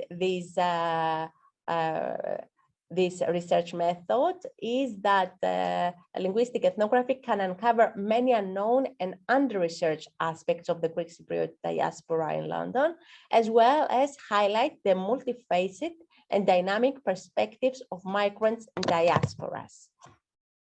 I have collected my data. Actually, I continue to collect my data because I have many interviews to do and I have to continue my observation. But I want to tell you that the data collection is involving participatory and non-participatory observation of the dancing classes and semi-structured interviews with the teacher and the speaker dancers. I chose 2 dancing schools, and I'm talking with pseudonyms. The dancing school Terpsichore involves the delivery of dancing classes to students from a wide range from 4-year-old to above, and a performing troupe consisting of 12 members of 6 boys and 6 girls, UK-born Greek Cypriots of 2nd and 3rd generation, whose English is their dominant language. And the second dancing school is the dancing school Calliope of the Cypriot Community Center, which involves the delivery of dances to students from 45 years old and above. They are Cypriots of 1st and 2nd generation immigrants who are fluent in Cypriot Greek and didn't integrate completely in the wider British mainstream society. I am attempting to deepen the understanding of the speaker dancers' perception of their ethnic identities and how they negotiate, perform, and present their ethnic identities by their linguistic resources and traditional dances in their context. In what follows, I will analyze some extracts from the interviews with some of my interviewees, but I will present my preliminary findings, and the main topics that have been arising in my research and in my data analysis are the following. Association with the Greek Cypriot ethnic group, the contribution of traditional dances to the production of ethno-linguistic identities, and a very crucial theme, according to my opinion, tradition versus innovation. I mean that there are some students who believe that they want to be they want to follow the tradition by the book, to follow very strictly the traditional dances, but there are some more flexible teacher and speaker dancers who want to include innovative styles in the dances. Let us see the extract with one Greek parent of a Greek Cypriot student, Helene, who attends dance classes in Terpsichore. Helene is a Greek mother who is married to a UK-born Greek Cypriot, and they have 2 children. Their daughter, Valeria, attends dance classes in Terpsichore, and dance classes and performances play an important role in their lives. So let us see what this mother say about the traditional dances. Children like Valeria are searching for their identity because when they go to their school, the students have different backgrounds. Everybody belongs to a culture and they each have their own cultural background. You have Muslims who celebrate Eid, Hebrews who have their own Easter, and people from so many cultures who follow their own tradition and have a place to belong. My son and my daughter fast every Sarakosti, the fasting period before the Orthodox Easter. They want to identify as Greek and Greek Cypriots. I believe that these are 2 parallel pathways, that there are 2 parallel pathways that Greek Cypriot can follow in London. The first pathway is related to the British people, since they are British citizens, and the other road is related to their parallel personality that they want to construct. They want to learn because they want to go to school and meet other people who celebrate Black History Month, and Hebrews whose history is connected with the history of the Second World War and what Hitler did to them. They perceive that everybody belongs to a cultural background, which is the significant part of British society. In another part of the interview, she said, Greek Cypriot children are growing up in Britain, and although they have a British identity, their parents and grandparents come from dissimilar cultural background. Therefore, the children will search for where they are from. The traditional dance is a significant element that they have to claim because it is not taken for granted. If you're a Greek Cypriot who lives in Cyprus and you don't know how to dance, the traditional dance, or you don't eat yogurt or tzatziki, nobody will contest your Greek Cypriot ethnic identity. However, here, if you are Greek and you don't eat tzatziki, they will say, how are you Greek if you don't eat tzatziki? Greek Cypriot children who are born here should make a small collection to gather various Greek Cypriot Greek elements because their identity is always under dispute. So I will not continue with that. I will just have some comments. For Helene's, for this mother, it is important that she is talking about the accumulation of multiple layers of various Greek elements to build a communicative repertoire and to construct their identity. Greek Cypriot children are covertly forced to seek out their background and culture.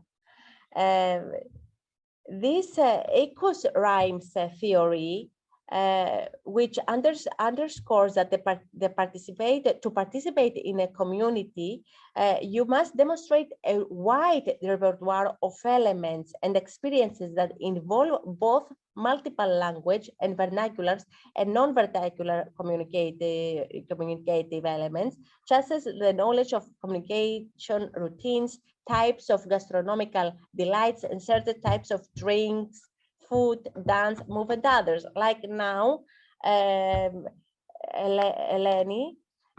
the mother, said that in order to feel that you are Cypriot, Greek Cypriot, you should eat tzatziki and you should know you should know the Greek dances. You should have these habits and you should know these foods in order to construct your Greek Cypriot identity and to create this possibility of co-membership and an effective, successful communication. So let us see and analyze the extract of the speaker dancer Alexandra, who participated in the official dance troupe of Tertsiohori. Alexandra is 18 years old and is a third generation UK-born Greek Cypriot, and dance classes and performances play an important role in her life. The question was, have the dancing skills that you have acquired and your participation in the dancing classes contributed to the construction of your ethno-linguistic identity? Of course, because when I dance Greek, I listen to Greek music, which makes me love Greek music even more. Therefore, I always listen to Greek music. I listen to Greek music more than I listen to English music.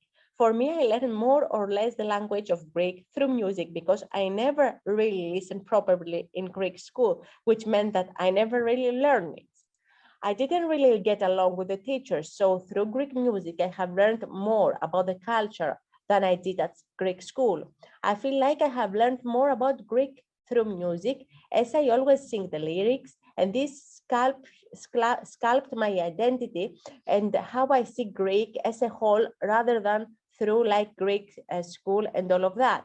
When I go to Greek dance, I am with my Greek friends with whom I speak Greek, and we dance together. We talk about things that I can relate to, such as that my yaya, grandmother made that food. You wouldn't be able to say like that or speak to anyone in your language or get on with anyone that wouldn't relate to you. So that's why it's very important to me to go to Greek dances. For example, we can talk about louvi, traditional Cypriot food, how we cooked it, or something about your yaya who had an argument with papu, grandfather, something that you can relate to because it's something that happens in everyone's lives in the group.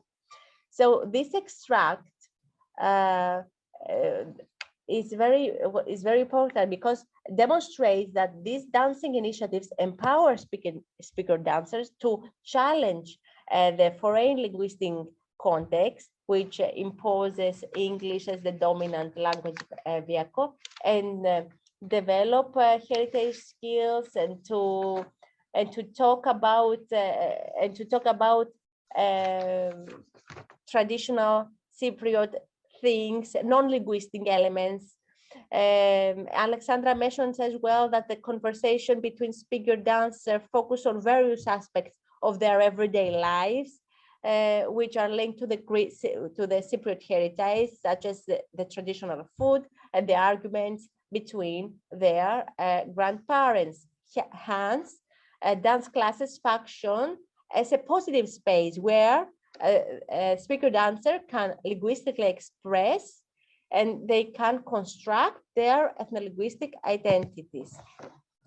Now I will talk to you about the tension that there is between tradition and innovation. And the dance Terpsichore has introduced various innovative elements, new movements, postures, modern music in the traditional dances, while Calliope Community Center is more focused on the traditional steps and practices. The modification that Terpsichore's dance school has imported in the traditional dances mirror the socio-cultural alteration of the younger generation Greek Cypriot ethnic group and identity, while older generation may have more monolithic attitude towards traditions and ethnic identity. So let us see what an extract from the interview with Stylianos, the dancing teacher of Terpsichore.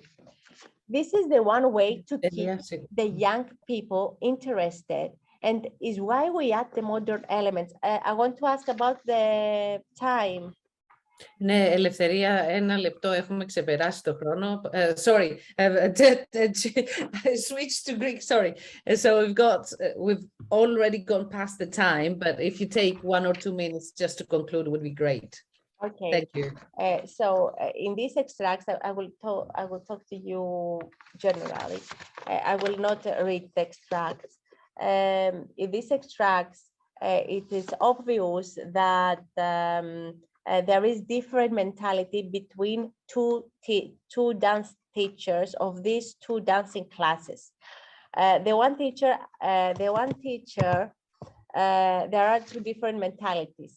Stylianos understands the changing needs of the younger generation, and as a teacher who realizes the alteration that underpin the Greek Cypriot ethnic group and globalized life, he tries to attract young students through popular songs, music, and modern movements that are familiar to them.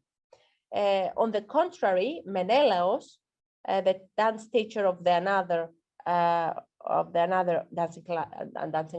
dancing school, chooses to remain traditionalist, and he doesn't accept the changes of the tradition. The general conclusion is that I will talk to you about my preliminary findings, and I will make a conclusion. What I have found until now is that the production of Greek Cypriots ethno-linguistic identities doesn't constitute a homogeneous entity due to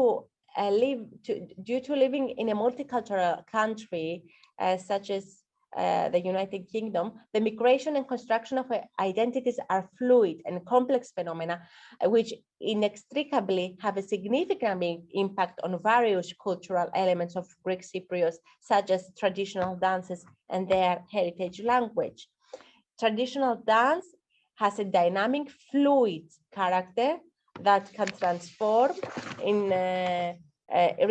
response to the needs of speaker dancer, and this is obvious in the tension that I have described to you. Traditional dance holds a powerful, dynamic role that contributes to the ethno-linguistic identity of Greek Cypriot.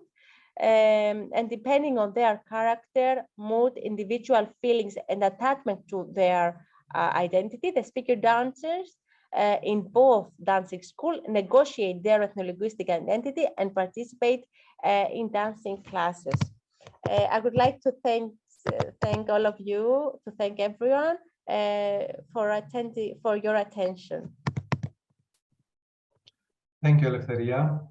Thank you, everybody. Well, as already Gina said, let's just have literally 5 minutes break to refresh ourselves, and then we're coming back for questions and discussion for all presenters. So 5 minutes. Thank you.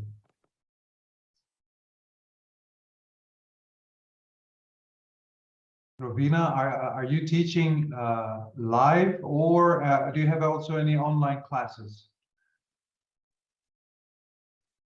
Was that to me? Sorry, I only called. I mean, I see you there, and I wonder if you're doing, if you're teaching, you know, live, or do you, if you have any online classes at the university?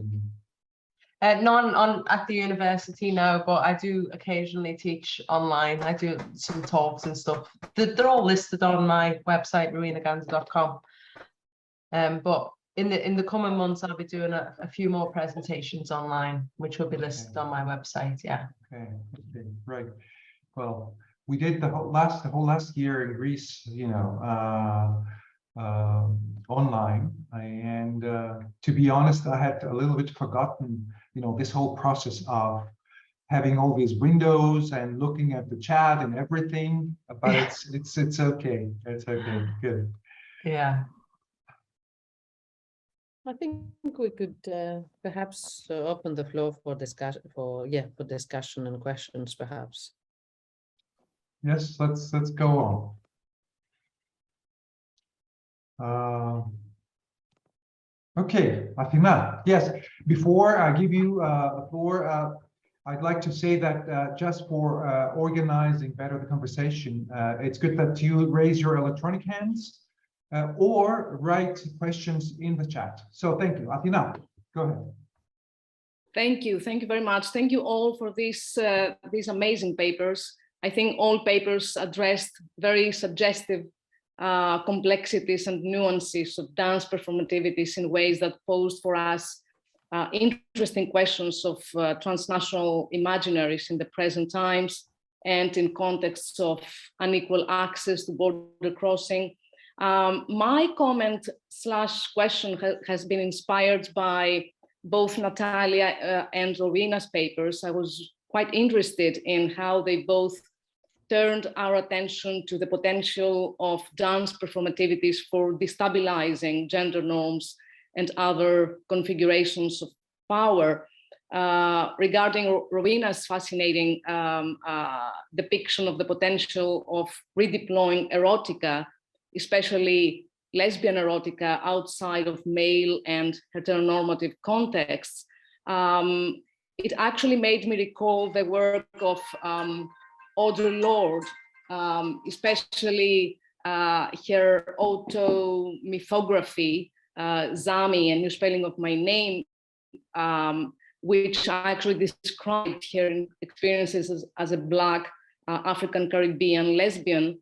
And it's quite important that she actually mobilized the erotic as a power that can be drawn upon to resist oppression and to deconstruct the masculine gaze, or to deconstruct the gaze as essentially masculine.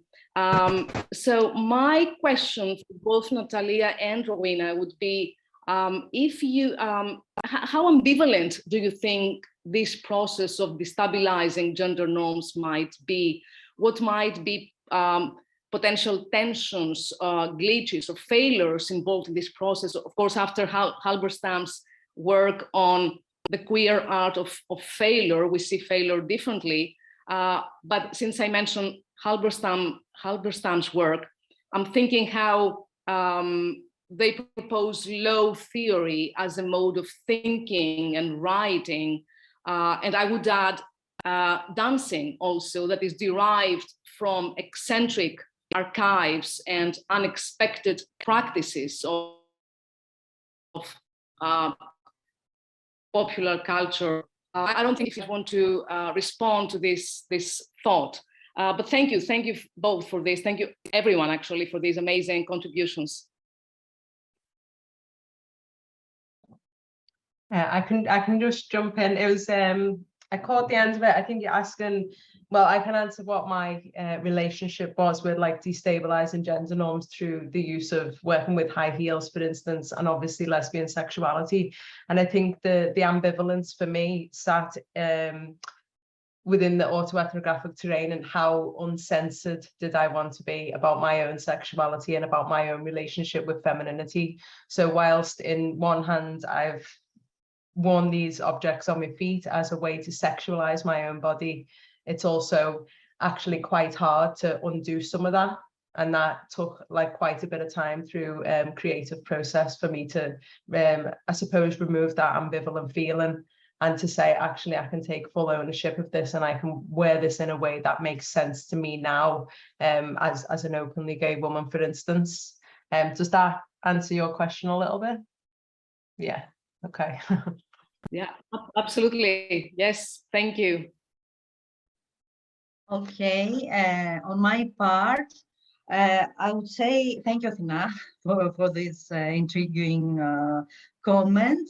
I think this ambivalence, what I could say is that you can observe this ambivalence, these ambivalences in the dance styles. For example, that's why I mentioned so many different kinds of dance styles. For example, women in male-dominated dance styles, they are maybe they're not so ambivalent in the queering they produce when they do queer. On other styles, for example, like popping or where women combine, fuse the styles, they're not certain sometimes if they go against the norms, the masculine norms. So that means that it's not something very conscious what they're doing. So the ambivalence, it has to do a lot with the style and the personalities, of course. As I mentioned, and I have mentioned in my articles as well, that many women oscillate between traditionalities and radicalities. So this is the ambivalence in that. In female-dominated dance styles, such as voguing or walking, also you can see ambivalent subjects, but I think because they're supposed to be queer styles, so the queering is more, it has to do with their conscience more. So it's something more strategic, I would say. So I don't know if I responded to your question, but it has a lot to do with the particular dance style, the personality of the dancer, and it's a whole combination of all these things for the result and the process of the not just the result, the process, the performativity itself. Yep. Thank you. Thank you. Thank you. There was another hand raised. Helene, was that you or anyone else? Please raise your hands. Helene, yes, please feel free to. Yeah, I wasn't, I thought I'd just let others ask their questions first, but yeah, just I wanted to ask Natalia, I really enjoyed your presentation on hip hop, and I wanted to ask Me as well. Since you mentioned the fact that there was a lot of intercultural and interracial engagement in that scene, whether you thought these practices had changed, had transformed in any way the kind of social interactions going on between white Greek citizens and perhaps a more recent view of Greek society as more diverse, perhaps multiracial? Is there a connection between what's going on in that hip hop scene and perhaps new ideas in some communities of what Greek society actually looks like? Yeah, thank you, Helena. I really liked your presentation as well, and I would like to ask you some things later as well. Well, of course, it resonates with contemporary Greek society, which is more multicultural, and of course, especially the hip hop dances and street dance styles have reinforced the relationships between migrant groups or interracial groups with indigenous Greeks. So yeah, there are many problems. I mean, you can observe groups of young kids who belong, for example, to break dance crews, that they are they come only from Albania. They don't have, they're not mingling very well with Greeks.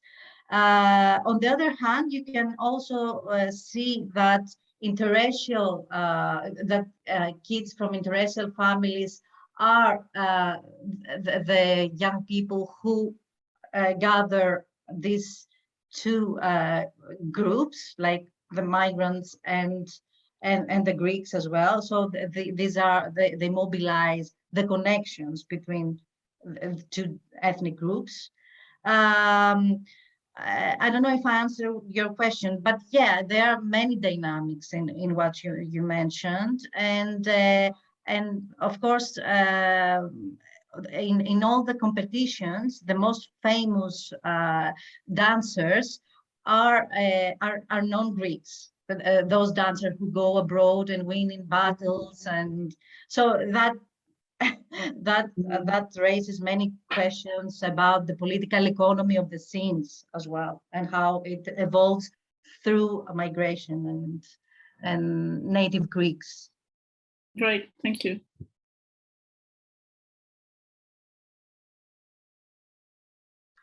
Okay, can I ask if there's nobody else, can I ask some questions? Yeah, go ahead, Natalia. Yeah.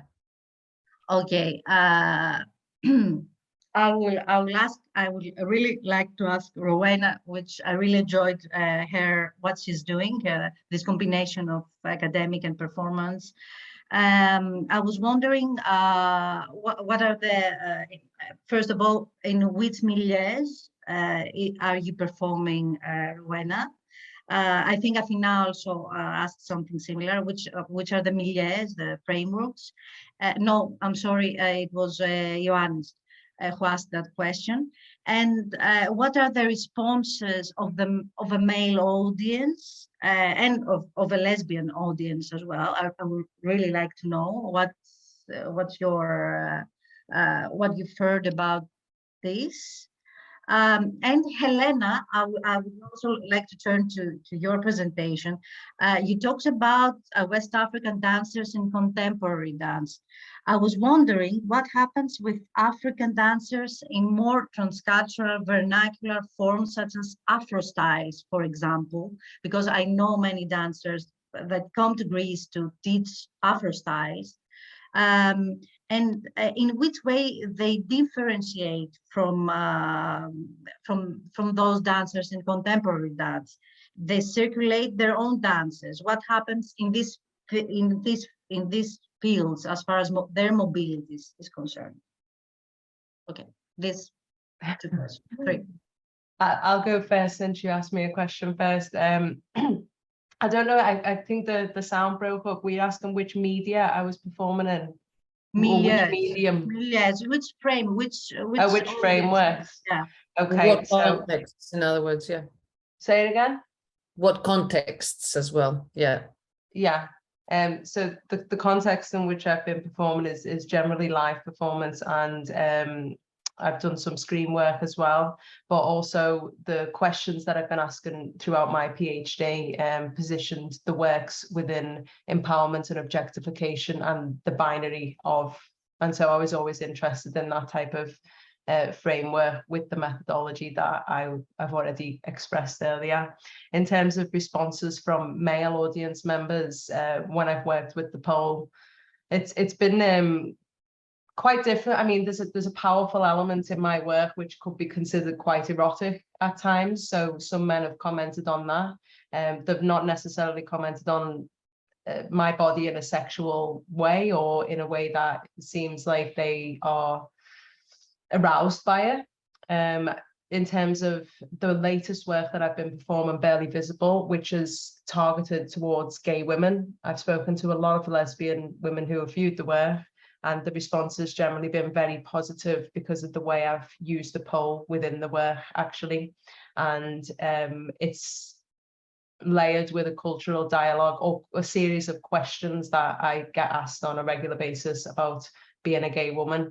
And I thought what's interesting to mention is one of the first works that I made back in 2015 was with a poll, and it was called "Does This Poll Make Me Look Straight?"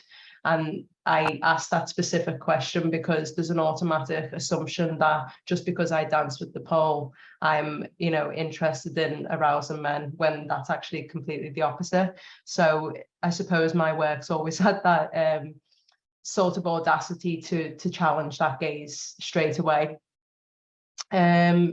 Yeah, and lesbian women have responded really well to it, and they feel empowered by it.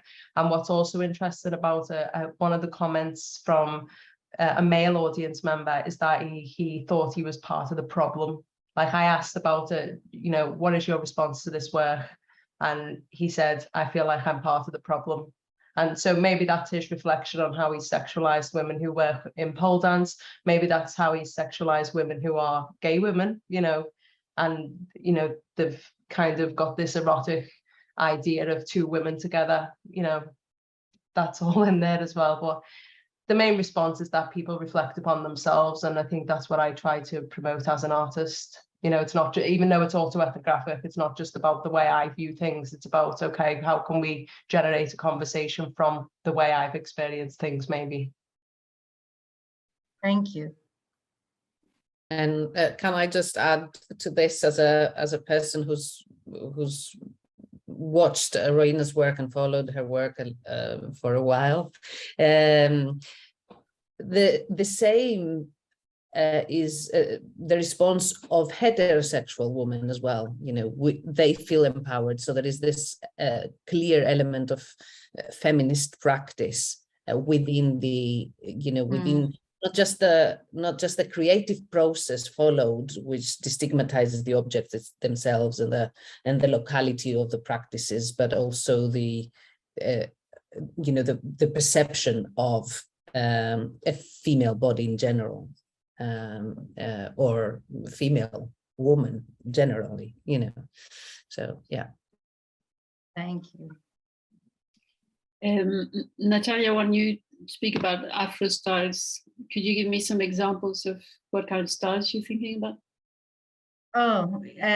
Well, there are many genres of Afro styles, and I don't know if it is the Afro style is the right word for it, because they can be Afro house, that can be, this is how it came to me from the Greek dancers. So maybe you don't have the same experience. So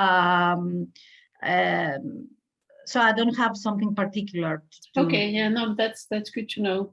But it's great because I realize now that I should have thought about an aspect which is very important in this whole story of how people try to achieve mobility in spite of the current regime. And that's something I already wrote about in my book at the time, is precisely this way in which people engage with multiple genres. One of the reasons why people do that is precisely so that they can maximize their chances of integrating different transnational circuits. And so very often it's the same people, and nobody only does contemporary dance. It's often the same people who might then spend some time abroad or move abroad altogether, and who might go into these Afro styles, or who were already practicing them back home. You know, a lot of contemporary dancers come from other genres, whether it's hip hop, neo-traditional performance, urban dances, or a mix of all of these, which they integrate into their contemporary work, but which also gives them the possibility of using that wherever they happen to settle, if they do manage to move abroad. And so very often these are the same people you may be encountering who have been doing contemporary work at some stage. That's a very interesting point, because I had this in my mind, but I was not sure that it's so a crossover kind of dancers. Okay, thank you, Helena. Thank you. Any more questions, please? Raise hands.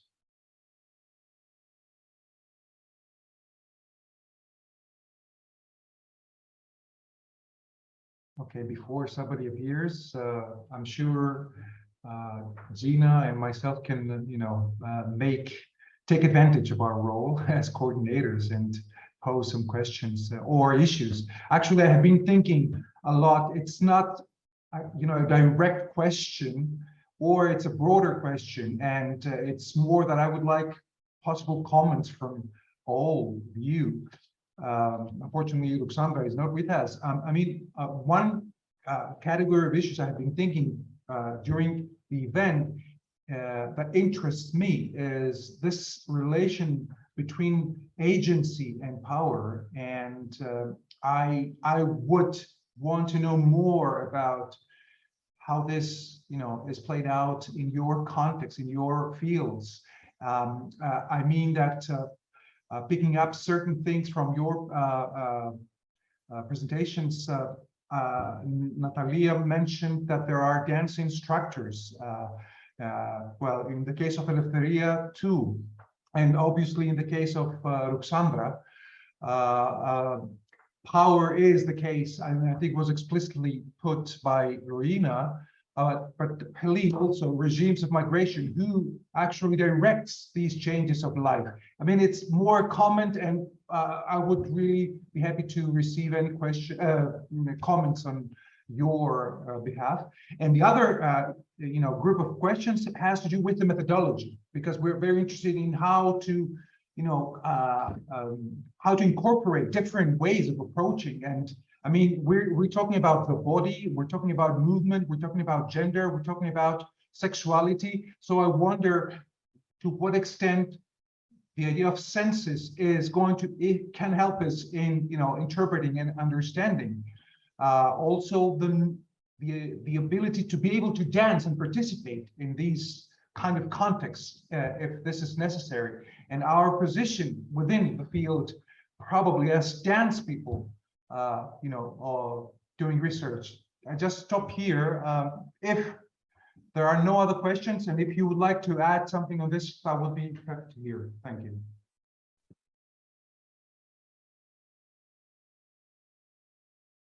I have some questions to follow, but I'm leaving it. I'm sort of staying and waiting until people might want to respond to what Ioannis just sort of raised. Natalia, yeah, go ahead. Thank you, Yanis. It is a powerful topic that what you mentioned. Well, I think as far as this presentation is concerned, and a broad reference to the issue of power, is that what I mentioned in as I started my presentation, that hip hop is the power regime that actually is the prevalent dance structure that the hegemonic regime, I would say, that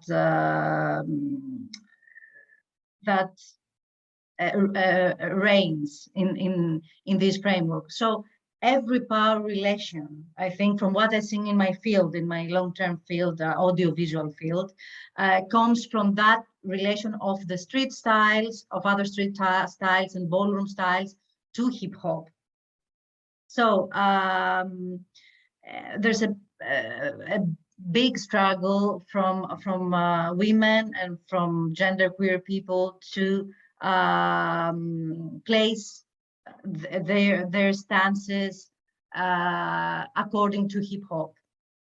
So I think this is I can respond to your question. I can answer your question by saying that it's a big power issue of how women are moving and in a framework of hip hop, actually. So how they enact their subjectivities, how they build their power relationships, and how they build their dancing careers in a hip hop male dominated framework. In my case, and they struggle to survive in this framework, and they struggle to prove that their dance styles may correlate with hip hop, and they can be danced in a feminine way, for example. So, in general terms, of course, there are 100 million other issues that have to do again with every dance style and every dance scene, but in particular, and then normative framework of each dance style. Thanks, Natalia. Sorry, I don't know, the hand tool's not working, so I can't put my hands up, sorry. I'd just like to add, in terms of like negotiating agency and power, as a solo performer for me, I've already explained that autoethnography was a really essential tool for me to find these ways of working. So I think it's important to give artists the tools to analyze themselves in creative process, and I think that will contribute to the conversations on power and agency in artistic work in dance, and that's my comment. Thank you. Oh, Eleftheria has a comment. Unmute. You're on mute, Eleftheria. Inspired by the Helen's and Natalia's presentations, I would like to say that what was interesting for me was how the mobility shapes the artistic production, and if we will say that artistic production is initiatives for organizing teaching classes, choreographies, we can see, in my case, for example, in my ethnography, how trajectories and migrant trajectories can shape artistic production, choreographies. For example, how the trajectories or the migrant trajectory and life experiences of one dancing teacher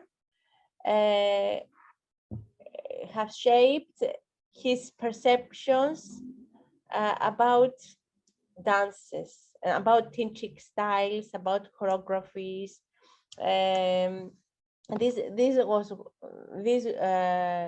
what I wanted to mention because it was very interesting to me that the life trajectories and the the experiences of a dancing teacher can shape and can shape the perception of a dancing teacher, and to product and reproduce the tradition differently. A teaching that a teacher will be more essentialist, another teacher can be more flexible.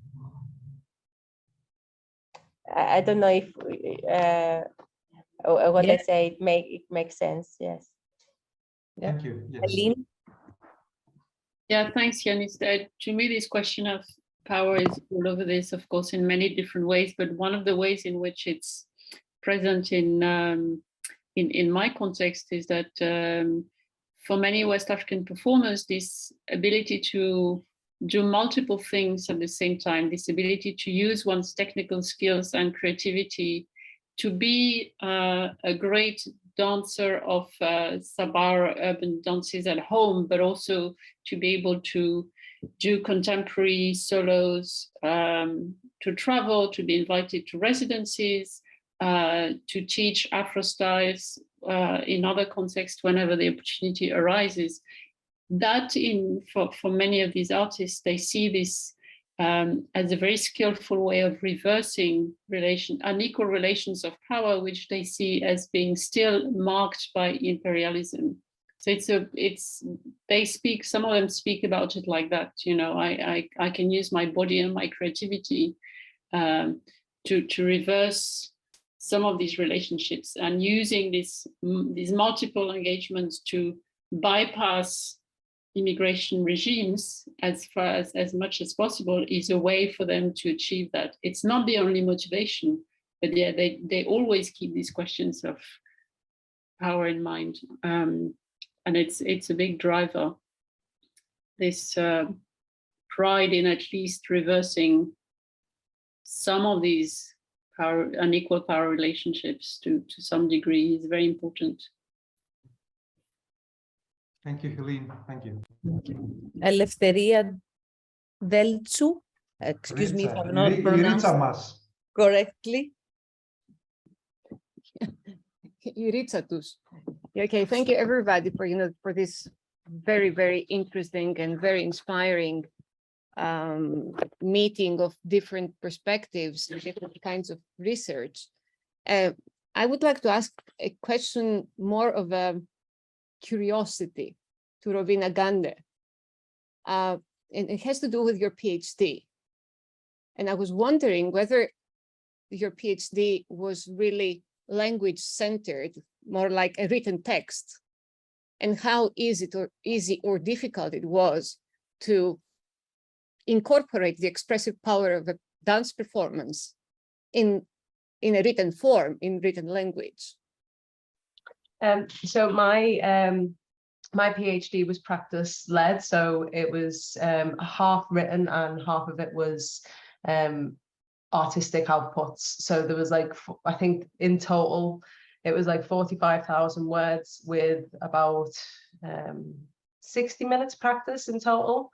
And because of the way in which I approached the research, I found it, and because I enjoyed the practice as well as, you know, reading and analyzing, I found the balance to be quite useful for me, actually, in terms of the way I was able to approach my practice and grow from it with every work that I made. So the first work that I made was in like 2018 as part of my PhD, and I finished like 3.5 years later. So it took me 3.5 years in total. But the way I worked was everything that I was doing as part of my PhD, I blended that with my professional practice outside of the academic context. And so I was constantly getting feedback from industry as well. So yeah, I think the way I worked efficiently within that was just to blend everything together as much as I possibly could.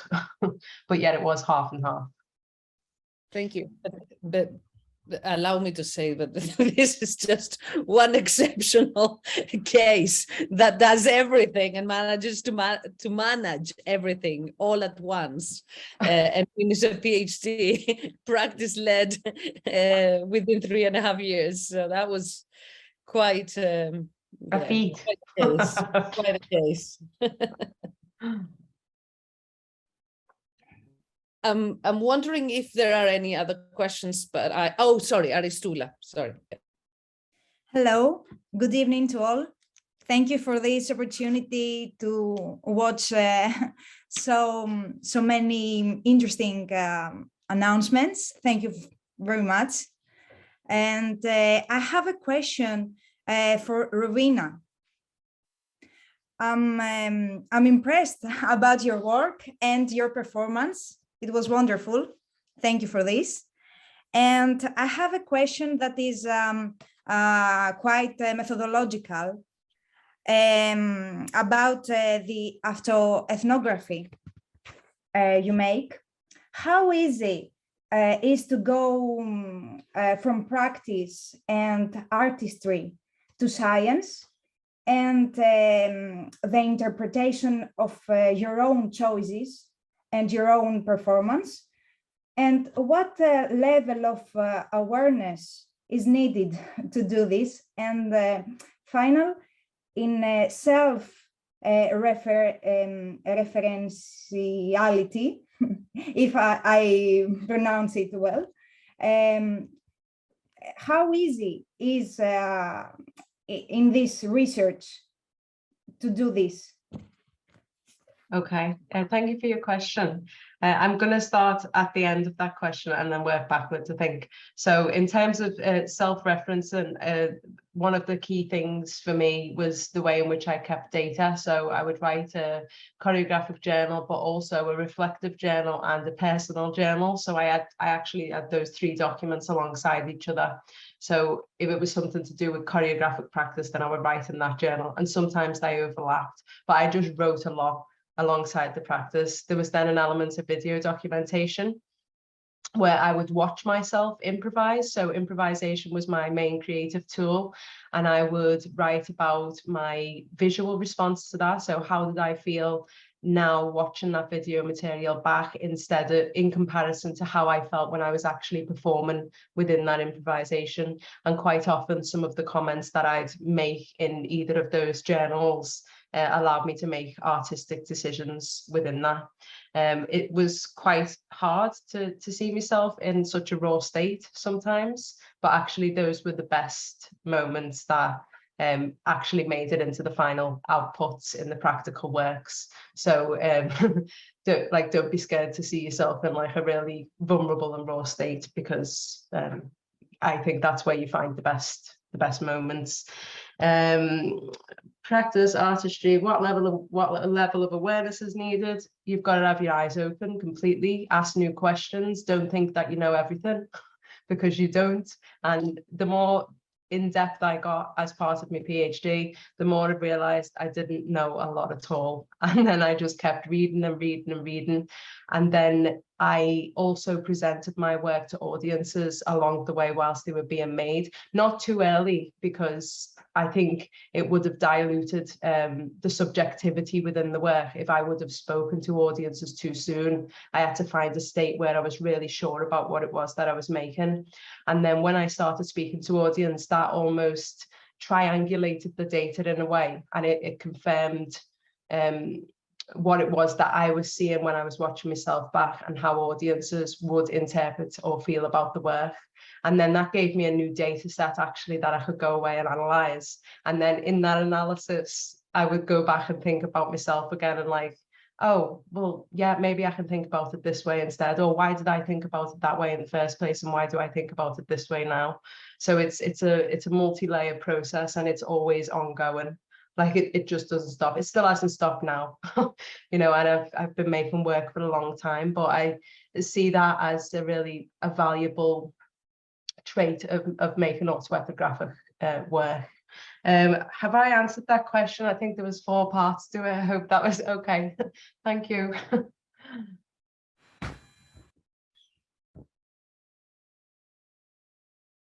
Anybody who wants to ask a question, or anyone from the speakers who want to?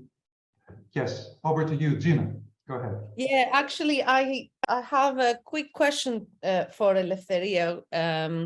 Eleftheria, you mentioned at some point in your reference to phenomenology, you also made some reference to somatics, and I'm just wondering how somatic, first of all, how you define them, but also how they've informed this work that you've done, given that it was mostly within a traditional Greek dance sort of context. Yeah, or how they've informed the research and your understanding of embodiment. You know, how have you positioned yes, them? what is the relationship of the embodiment with my research. Of somatics specifically, because you mentioned somatics at some point.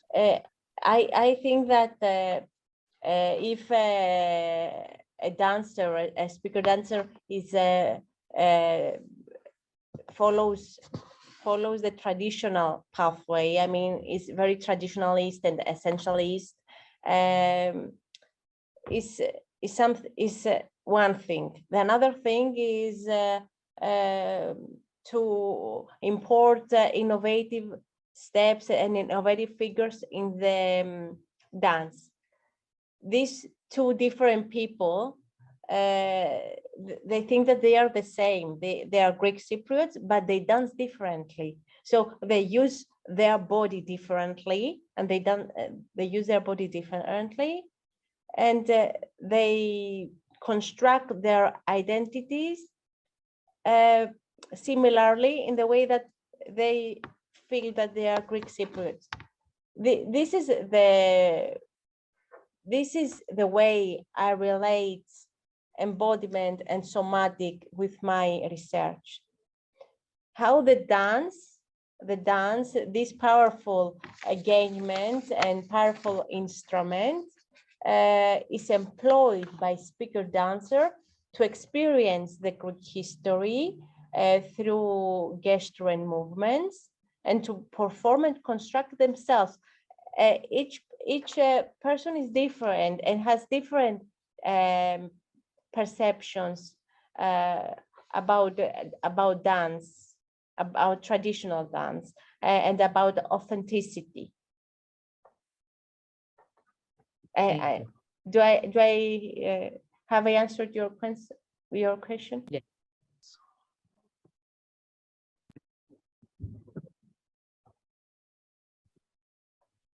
Okay, it seems that there are not. Zina, would you like to say something? Because I just. No, I think it's it seems like it's a good place to perhaps conclude. I don't know if there are any other sort of burning points to be made, perhaps. But if there are not, perhaps we could move. Anna wants to ask a question, and I'm not the final. Yes, go ahead. I'm not sure if it's a burning question, but I couldn't ask it earlier because I was on the move. So I'm sorry about that. I know it's late for everybody. Thanks for organizing this exceptional event. I was really interested in eavesdropping the work of all five presenters. I was thinking about dance as a critical performative all along the five presentations, and I was just wondering if any of the speakers has an input on the mainstreaming of critical practices such as pole dancing. I mean, we have now dance schools in many neighborhoods in Greece that teach pole dancing to middle-class teenage girls. Hip hop has become quite mainstream as well as Vogue. And I was thinking if you, in your own practice or your research partners, has had any comment in whether that augments the critical capacity of a practice and it brings it open to new question, or if it somehow lessens it as it enters the normative mainstream.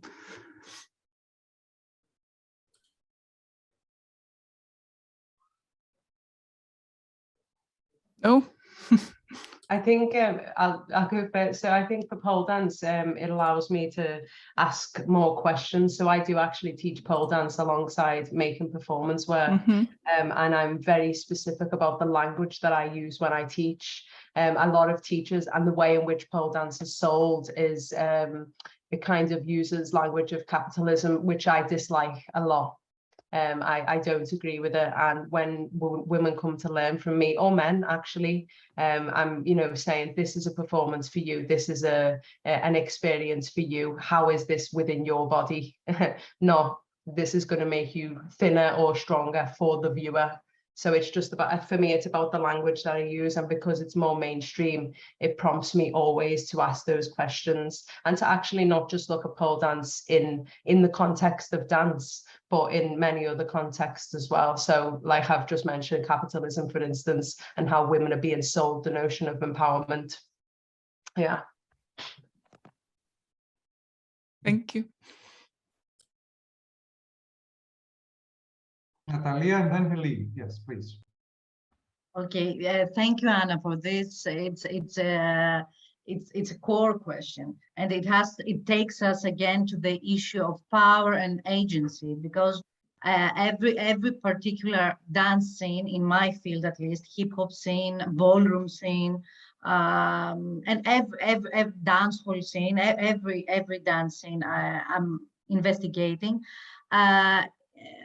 it connects with this issue of mainstream and underground, and how it is approached by the subjects.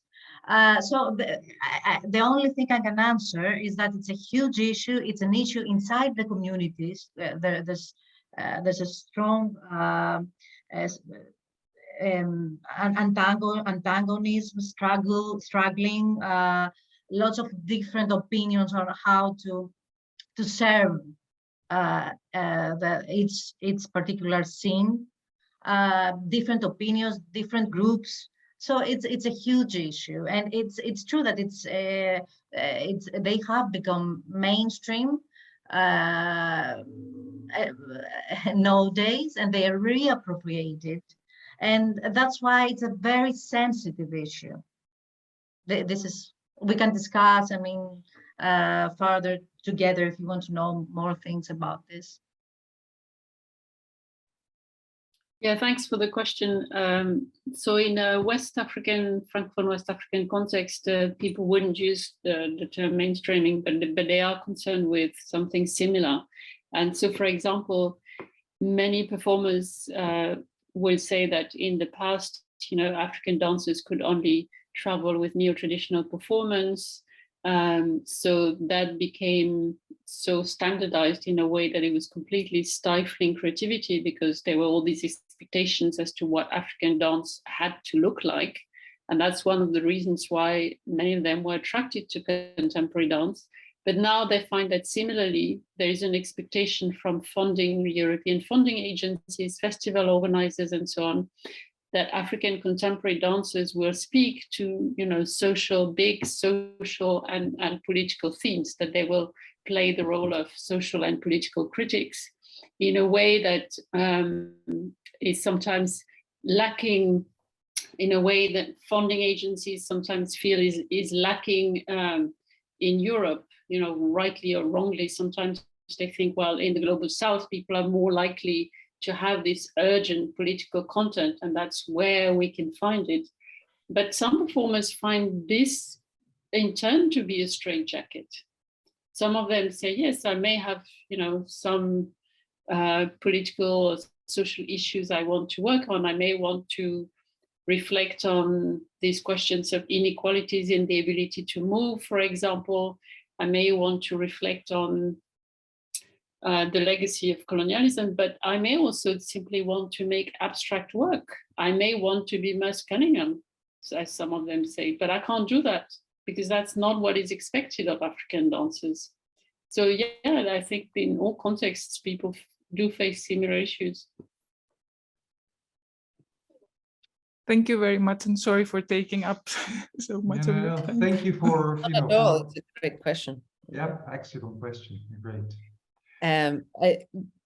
Allow me, I've got a very quick question, if that's okay, to Helene, if you don't mind me. It was, we might not have enough time to actually expand it, but please do tell us. There was, you did talk about the use of digital media as a result of immobility during COVID, and I thought that was a very interesting, situation, but also it opens up, a whole other chapter of discussion, which is probably, the subject of a different panel. But I'm just wondering if you're doing any work on this specifically, or if you've done some work already, and in what format you may be presenting it. I'm just wondering if this is something that you're sort of looking at. Yeah, I'd like it to be a next research project. It's something that long predates COVID. Already 15 years ago, I was interested in how digital technologies, how people were using digital technologies as a way of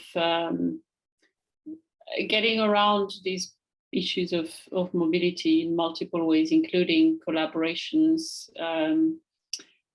you know, having their work circulate even when they can't be there themselves, and that's only increased. But I can't say I have lots of observations and ideas, but I can't say I've done, you know, proper research on that yet. So that will hopefully be the next stage. Great, thank you. Oh, and Natalia wants another comment. Thank you very much, Gina, for this question, because that relates to something that some dancers have told me, that they're dancing Afro styles, that they mentioned that there are many self-referential videos in West Africa with dancers dancing Afro styles and doing some kind of auto-ethnography themselves through dance. So I think this issue of digitalization and new media, it's very, very interesting in how it develops in non-Western countries, and it has to do a lot with mobilities and why dancers don't want to go to Europe anymore and they stay in Africa, for example. So thank you. Thanks a lot, Helena and Gina, for this question.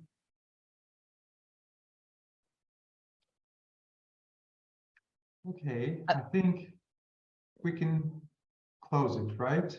Yes, yes. I think because people are beginning to leave, it might be nice to just have the opportunity to just say a big thank you to all that attended, and especially the speakers for their very, very interesting contributions, and a very rich conversation. And we really look forward to seeing you in one of the next events. Well, thank you so much for organizing. I have another 2 hours to go back home now. All right. But it's been well worth staying on. And yeah, if you have more online events like this, you know, I really look forward. So thank you all for arranging. Thank you. Your schedules. But again, let me just say that many thanks go to the board of the Association of Social Anthropologists in Greece and the board and the Laboratory for Anthropological Research of the Fania University, and of course to the members of our group who have worked, you know, to prepare this and the next events.